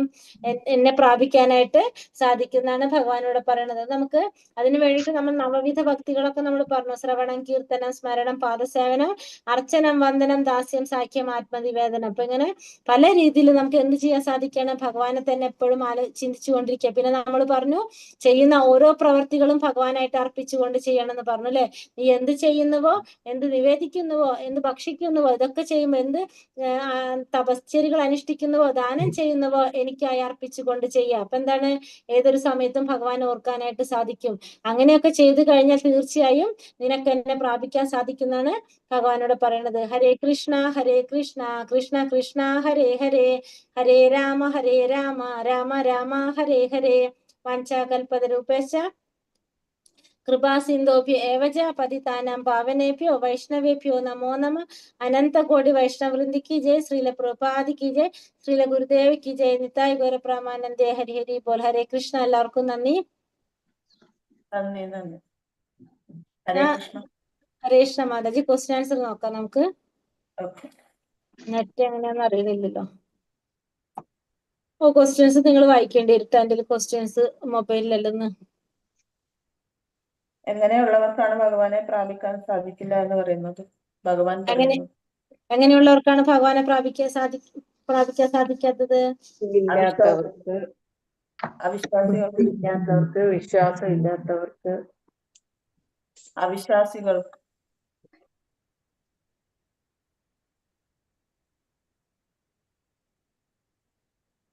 ഭക്തിയുത സേവനത്തിൽ വിശ്വാസമില്ലാത്തവർക്ക് എന്നെ പ്രാപിക്കാൻ സാധിക്കില്ല. ഭഗവാനിൽ വിശ്വാസം ഇല്ലാത്തവർക്ക്, ഭക്തിയുടെ സേവനത്തില് വിശ്വാസമില്ലാത്തവർക്ക് ഭഗവാനെ പ്രാപിക്കാനായിട്ട് സാധിക്കില്ല. അവിശ്വാസികൾക്ക് ഭഗവാനെ പ്രാപിക്കാൻ സാധിക്കില്ല. അടുത്തത് രണ്ട് ശക്തികൾ. ഭൗതിക പ്രകൃതി, ദൈവിക പ്രകൃതി. ഭൗതിക പ്രകൃതി, രാധാറാണി. ഭൗതിക പ്രകൃതിയും ദൈവിക പ്രകൃതിയും. സൃഷ്ടിയും സംഹാരവും. ഏതാണ്? ഭഗവാന്റെ രണ്ട് ശക്തികൾ. ഭഗവാന്റെ രണ്ട് ശക്തികൾ ഏതൊക്കെയാണ്? ഒന്ന് ഭൗതിക പ്രകൃതി. ഭൗതിക പ്രകൃതി അല്ല, ഭഗവാന്റെ രണ്ട് ശക്തികള്. ഒന്ന് യോഗമായ, ഒന്ന് അന്തരംഗ ശക്തിയായിട്ടുള്ള യോഗമായ, അതായത് രാധാറാണി. ഒന്ന് ബഹിരംഗ ശക്തിയായിട്ടുള്ള ദുർഗാദേവി. രണ്ട് ശക്തികൾ അതാണ്. ഒന്ന് അന്തരംഗ ശക്തിയായിട്ടുള്ള രാധാറാണി. നമ്മൾ പറഞ്ഞില്ലേ, മഹാത്മാക്കളെ എന്ത് ചെയ്യാണ്? അവരെ സംരക്ഷിച്ചു കൊണ്ടിരിക്കുകയാണ്. ആര്? യോഗമായ എന്ന ഭഗവാന്റെ അന്തരംഗ ശക്തിയായിട്ടുള്ള രാധാറാണി. പക്ഷെ നമ്മളെ സംരക്ഷിക്കുന്നത് ആരാണ്? ദുർഗാദേവിയാണ്. കാരണം നമ്മള് ഭഗവാന്റെ ബഹിരംഗ ശക്തിയാണ് ആര്? ദുർഗാദേവി. പോയോ? കേൾക്കുന്നുണ്ടോ ഞാൻ പറയണേ? കേൾക്കുന്നുണ്ട്. ഭഗവാന്റെ ബഹിരംഗ ശക്തിയായിട്ടുള്ള ദുർഗാദേവിയാണ് നമ്മളെ സംരക്ഷിക്കുന്നത്. കാരണം നമ്മൾ ഏത് ബോധത്തിലാണ്? ശാരീരിക ബോധത്തിലാണ്. കൃഷ്ണാവ് ബോധത്തിലുള്ള മഹാത്മാക്കളെ സംരക്ഷിക്കുന്നത് ആരാണ്? ദൈവിക പ്രകൃതിയായിട്ടുള്ള രാധാറാണിയാണ്. പക്ഷെ നമ്മളെ സംരക്ഷിക്കുന്നത് ദുർഗാദേവിയാണ്. അപ്പൊ ഭഗവാന്റെ രണ്ട് ശക്തികൾ പറയുമ്പോ അന്തരംഗ ശക്തിയും ബഹിരംഗ ശക്തിയും. അന്തരംഗ ശക്തി രാധാറാണി, ബഹിരംഗ ശക്തി ദുർഗാദേവി. ശ്ലോകം 13 ഇനി അടുത്ത ക്വസ്റ്റ്യൻ ഏതാ? ശ്ലോകം 13 ഭഗവാൻ എന്താണ് പറയുന്നത്? ഭഗവാൻ എന്താണ് പറയുന്നത്? എന്താ പറഞ്ഞത്? മൂഢന്മാരും സർവഭൂതങ്ങൾക്കും ആദികാരണവും അവ്യയവുമായ പരമപുരുഷനാണ് എന്റെ മുമ്പിൽ കൊണ്ടും ഭൗതിക പ്രകൃതിയുടെ വ്യാമോഹമുള്ളവർക്ക് അവര് ചെയ്യുന്ന എല്ലാം പാഴായി പോകുന്നുള്ളത്. അതായത് ദൈവിക പ്രകൃതിയാൽ ഭഗവാൻ എന്താ പറഞ്ഞത്? വ്യാമോഹം ദൈവിക പ്രകൃതിയെ സുരക്ഷിതരാണെന്നാ പറയണത് അല്ലെ. വിശിഷ്ടാത്മാക്കളൊക്കെ ദൈവിക പ്രകൃതിയെ സുരക്ഷിതരാണ്. അവർക്ക് എന്തറിയാം? ഭഗവാനെ കുറിച്ച് വ്യക്തമായിട്ട് അറിയുന്നത് കൊണ്ട് തന്നെ അവര് ഭക്തിപൂർവ്വം ഭഗവാന്റെ സേവനത്തിൽ ഏർപ്പെട്ടുകൊണ്ടിരിക്കുന്നവരായിരിക്കും. അവര് ഭഗവാനെ കുറിച്ച് മനസ്സിലാക്കിയവര്. അടുത്ത ക്വസ്റ്റ്യൻ ഏതാ മാതാജി? ഭഗവാനെ എങ്ങനെ ആരാധിക്കണം? ഭഗവാനെ എങ്ങനെ ആരാധിക്കണം? അങ്ങനെ ആരാധിക്കേണ്ടത് അടുത്ത ശ്ലോകത്തിൽ പറയണ്ടല്ലേ. എന്റെ കീർത്തനങ്ങൾ ആലപിച്ച് നിശ്ചയദാർഢ്യത്തോടെ പ്രയത്നിച്ചുകൊണ്ട് എന്റെ മുന്നിൽ പ്രണമിച്ചുകൊണ്ട് നിരന്തരം ഭക്തിയോടെ ആരാധിക്കണം. ഭഗവാനെ ആരാധിക്കുക. 14ാമത്തെ ശ്ലോകത്തിന്റെ മീനിങ് പറയുന്നത്. അടുത്തത് 9:22 എന്താണ് പറയുന്നത്? ശ്ലോകം 9:22 22 അല്ലേ? എന്താണ്? എല്ലായ്പ്പോഴും പൂർണ്ണ ഭക്തിയോട് കൂടി ആരാധിക്കുന്നവർക്ക് അവർക്ക് വേണ്ടതെല്ലാം നൽകുകയും നിലനിർത്തുകയും ചെയ്യും. അപ്പൊ ഭഗവാനിൽ വിശ്വാസം ഉണ്ടാവണം. ഭഗവാനിൽ വിശ്വാസം ഉണ്ടായിട്ട് ആ വിശ്വാസത്തോടെ പൂർണ്ണ ഭക്തിയോടെ നമ്മൾ ഭഗവാനെ ആരാധിച്ചു കഴിഞ്ഞാൽ എന്ത് ചെയ്യും? നമുക്ക് വേണ്ടതൊക്കെ ഭഗവാൻ തരുകയും ചെയ്യും, നമുക്കുള്ളതൊക്കെ നിലനിർത്തി തരുകയും ചെയ്യും. നമുക്ക് ഭഗവാനിൽ വിശ്വാസമില്ല സത്യത്തില്. അതുകൊണ്ടാണ് നമ്മൾ എന്ത് ചെയ്യണത്? നമുക്ക് സത്യത്തിൽ ആരെയും വിശ്വാസമില്ല. നമ്മൾ അതുകൊണ്ട് ഇവിടെ കൃഷ്ണനെ ആരാധിക്കും, ഇപ്പുറത്ത് ദേവീനെ ആരാധിക്കും, ഇപ്പുറത്ത് മഹാദേവനെ ആരാധിക്കും, ഗണപതിനെ ആരാധിക്കും. നമ്മൾ എല്ലാവരെയും പോയി ആരാധിക്കും. എന്തുകൊണ്ടാണ്? നമുക്കറിയില്ല നമ്മളെ കാര്യം ആരാ നടത്തി തരാൻ പോണെന്ന്, അല്ലെ? നമുക്ക് ആ ഒരു വിശ്വാസം ഇല്ലാത്തത് കൊണ്ടാണ്. നമുക്ക് ഒരാളിൽ വിശ്വാസം ഇല്ലാത്തത് കൊണ്ടല്ലേ നമ്മളത് ചെയ്യുന്നത്? ചിന്തിച്ചിട്ടുണ്ടോ ആരെങ്കിലും? കാരണം നമ്മൾ എന്തെങ്കിലും വിഷമങ്ങളോ എന്തെങ്കിലും കാര്യങ്ങളോ പറഞ്ഞ് ഭഗവാൻ ആരാധിക്കുമ്പോ, ഏത് ദേവന്മാരെയായാലും നമ്മൾ ആരാധിക്കുമ്പോ നമുക്കറിയില്ല അത് ആര് ചെയ്തു തരുന്നു. അപ്പൊ നമുക്കൊരു പ്രയാസം വന്നാൽ നമ്മൾ ഒരു 10 അമ്പലത്തിൽ പോകും. ഇവിടെ ശിവന്റെ അടുത്ത് പോകും, മഹാദേവന്റെ അടുത്ത് പോകും, ഇവിടെ ഗണപതിയുടെ അടുത്ത് പോകും, ഇപ്പുറത്ത് ദേവിയുടെ ക്ഷേത്രത്തിൽ പോകും. എല്ലാവരും നമ്മൾ പോയിട്ട് പറയണത് ഒരു കാര്യമായിരിക്കും. കാരണം ആരാണ് ചെയ്തു തരാൻ നമുക്കറിയില്ല, നമുക്ക് വിശ്വാസം ഇല്ല സത്യത്തിൽ ആര്. അപ്പൊ പറയണത് എന്താണ്? ഭഗവാനില് വിശ്വാസം ഉണ്ടാവാം. ഭഗവാനിൽ വിശ്വസിച്ചുകൊണ്ട് ഭഗവാനെ ആരാധിച്ചു കഴിഞ്ഞാല് എന്താണ്? നമുക്ക് വേണ്ടതൊക്കെ ഭഗവാൻ തരും, നമുക്കുള്ളതൊക്കെ നിലനിർത്തി തരുകയും ചെയ്യും. അടുത്ത ശ്ലോകത്തിൽ എന്താ പറയണേ? അടുത്തത് 25ാമത്തെ ശ്ലോകത്തിൽ പറയുന്നത്, ദേവന്മാരെ ആരാധിക്കുന്നവർ ദേവന്മാരുടെ ലോകത്തും പൂജിക്കുന്നത് പിതൃക്കളുടെ എന്ത് ചെയ്യുന്നു, എന്ത് കത്തിച്ചാലും, എന്ത് അപ്പൊ ദാനം ചെയ്താലും, അതായത് ഇത് പറയണത് നമ്മൾ ആരെയാണ് ആരാധിക്കുന്നത് നമുക്ക് അവരുടെ ലോകത്തിലേക്കാണ് പോകാൻ സാധിക്കുക. ദേവന്മാരെ ആരാധിച്ചാൽ ദേവന്മാരുടെ ലോകത്തിലേക്ക് പോകേണ്ടി വരും. പിതൃക്കളെ ആരാധിച്ചു കഴിഞ്ഞാൽ അവരുടെ ലോകത്തേക്ക് പോകേണ്ടി വരും. ഭൂതപ്രേത പിശാചുക്കളൊക്കെ ആരാധിച്ചു കഴിഞ്ഞാൽ അവരുടെ ലോകത്തിലേക്കായിട്ട് പോയി ജനിക്കേണ്ടി വരും. ഭഗവാനെ ആരാധിച്ചു കഴിഞ്ഞാലാണ് നമുക്ക് എവിടേക്ക് പോകാൻ സാധിക്കുക? ഭഗവാന്റെ ലോകത്തിലേക്ക് പോകാനായിട്ട് സാധിക്കുക. അടുത്തത് 26, സ്നേഹത്തോടും ഭക്തിയോടും കൂടി എന്ത് ഭഗവാൻ സ്വീകരിക്കുന്നു, അല്ലെ? 26ാമത്തെ ശ്ലോകത്തിൽ എന്ത് പറഞ്ഞാൽ, നമ്മൾ സ്നേഹത്തോടും ഭക്തിയോടും കൂടി ഭഗവാൻ അർപ്പിക്കുന്നത് എന്തും, അത് ഒരു ഇലയാവാം, പൂവാകാം, ഫലങ്ങളാകാം, ജലമാകാം, ഇതെല്ലാം ഭഗവാൻ സ്വീകരിക്കുന്ന പറയുന്നത്. അത് സ്നേഹത്തോടും ഭക്തിയോടും കൂടി ആയിരിക്കണം നമ്മളത് ഭഗവാനെ സമർപ്പിക്കേണ്ടതെന്ന് മാത്രമാണ് പറയുന്നത്. 27 എന്താണ് പറയുന്നത്? 27 എന്താ പറയുന്നത്? എന്ത് ചെയ്താലും ഭഗവാനെ ഓർത്ത് ഭക്തിപൂർവം ചെയ്യണം. അതെ, ഏതൊരു സന്ദർഭത്തിലും ഭഗവാനെ മറക്കാതിരിക്കാനുള്ള വിധത്തിൽ നമ്മളെ ജീവിതം ചിട്ടപ്പെടുത്തണം എന്നാണ് ഭഗവാൻ പറയുന്നത് 27 അല്ലെ? നീ എന്ത് ചെയ്യുന്നുവോ, എന്ത് നിവേദിക്കുന്നുവോ, എന്ത് ഭക്ഷിക്കുന്നുവോ, എന്ത് ദാനം ചെയ്യുന്നുവോ, എന്ത് തപശ്ചര്യകൾ അനുഷ്ഠിക്കുന്നുവോ അതെല്ലാം ഭഗവാനെ സമർപ്പിച്ചുകൊണ്ട് ചെയ്യണം. അതായത് നമ്മൾ ഏതൊരു പ്രവൃത്തി ചെയ്യുമ്പോഴും ഭഗവാനെ ആലോചിച്ചുകൊണ്ട് ചെയ്യണം. അതിനനുസരിച്ച് നമ്മളെ ജീവിതം ചിട്ടപ്പെടുത്തണം എന്നുള്ളതാണ് ഈ 27ാമത്തെ ശ്ലോകത്തിൽ നമുക്ക് പറഞ്ഞു തരുന്നത്. ഭഗവാനെ പ്രാപിക്കണമെങ്കിൽ എങ്ങനെ ഭഗവാനെ ആരാധിക്കണം എന്നാണ് പറയുന്നത്? എങ്ങനെയാണ്? ഭക്തി പുരസ്കരം എന്നെ ആരാധിക്കുന്നവർക്ക് ഒരു പ്രത്യേക മമത എനിക്കുണ്ടാവും. ഭക്തി പുരസ്കരം എന്നെ ആരാധിക്കുന്നവർ എങ്ങനെയാണ് ഭഗവാൻ ആരാധിക്കേണ്ടത് പറയുന്നത്? 34ാമത്തെ ശ്ലോകത്തിൽ പറയുന്നത് എന്നിൽ മനസ്സുറപ്പിക്കുക. എങ്ങനെ ഭഗവാൻ ആരാധിക്കാൻ? പറഞ്ഞോളൂ മാതാജി. ഭക്തനാവുക, ആരാധിക്കുകയും പ്രണയിക്കുകയും ചെയ്യണം. എന്നിൽ മനസ്സുറപ്പിക്കുക, എന്റെ ഭക്തനാവുക, എന്നെ ആരാധിക്കുകയും പ്രണമിക്കുകയും ചെയ്യണം. എന്നിൽ തന്നെ പൂർണ്ണമായിട്ട് മുഴുകിയിരിക്കുന്നത് കൊണ്ട് നീ തീർച്ചയായിട്ടും എന്നെ പ്രാപിക്കാൻ സാധിക്കും. അപ്പൊ എങ്ങനെയാണ് ഭഗവാൻ ആരാധിക്കേണ്ടതെന്ന് പറഞ്ഞ, ഭഗവാന്റെ ഭക്തനായിരിക്കണം. ഭഗവാനെ പ്രാപിക്കണമെങ്കിൽ എന്താ ചെയ്യേണ്ടത്? മനസ്സർപ്പിക്കണം ഭഗവാനിൽ, ഭഗവാന്റെ ഭക്തനാകണം, ഭഗവാനെ ആരാധിക്കണം, പ്രണമിക്കണം, പൂർണ്ണമായിട്ടും ഭഗവാനിൽ തന്നെ മുഴുകിയിരിക്കണം. അങ്ങനെയുള്ളവർക്ക് ഭഗവാനെ എന്ത് ചെയ്യാൻ സാധിക്കും? പ്രാപിക്കാനായിട്ട് സാധിക്കും. പിന്നെ ഇനി അടുത്ത ചോദ്യം എന്താ? എന്താ അർത്ഥാക്കണത്? എന്തിനെ കുറിച്ചാണ് നമ്മൾ പറഞ്ഞത് ഇതില്? നോളജിനെ കുറിച്ച്, അറിവിനെ കുറിച്ചല്ലേ? ജ്ഞാനം, വിജ്ഞാനം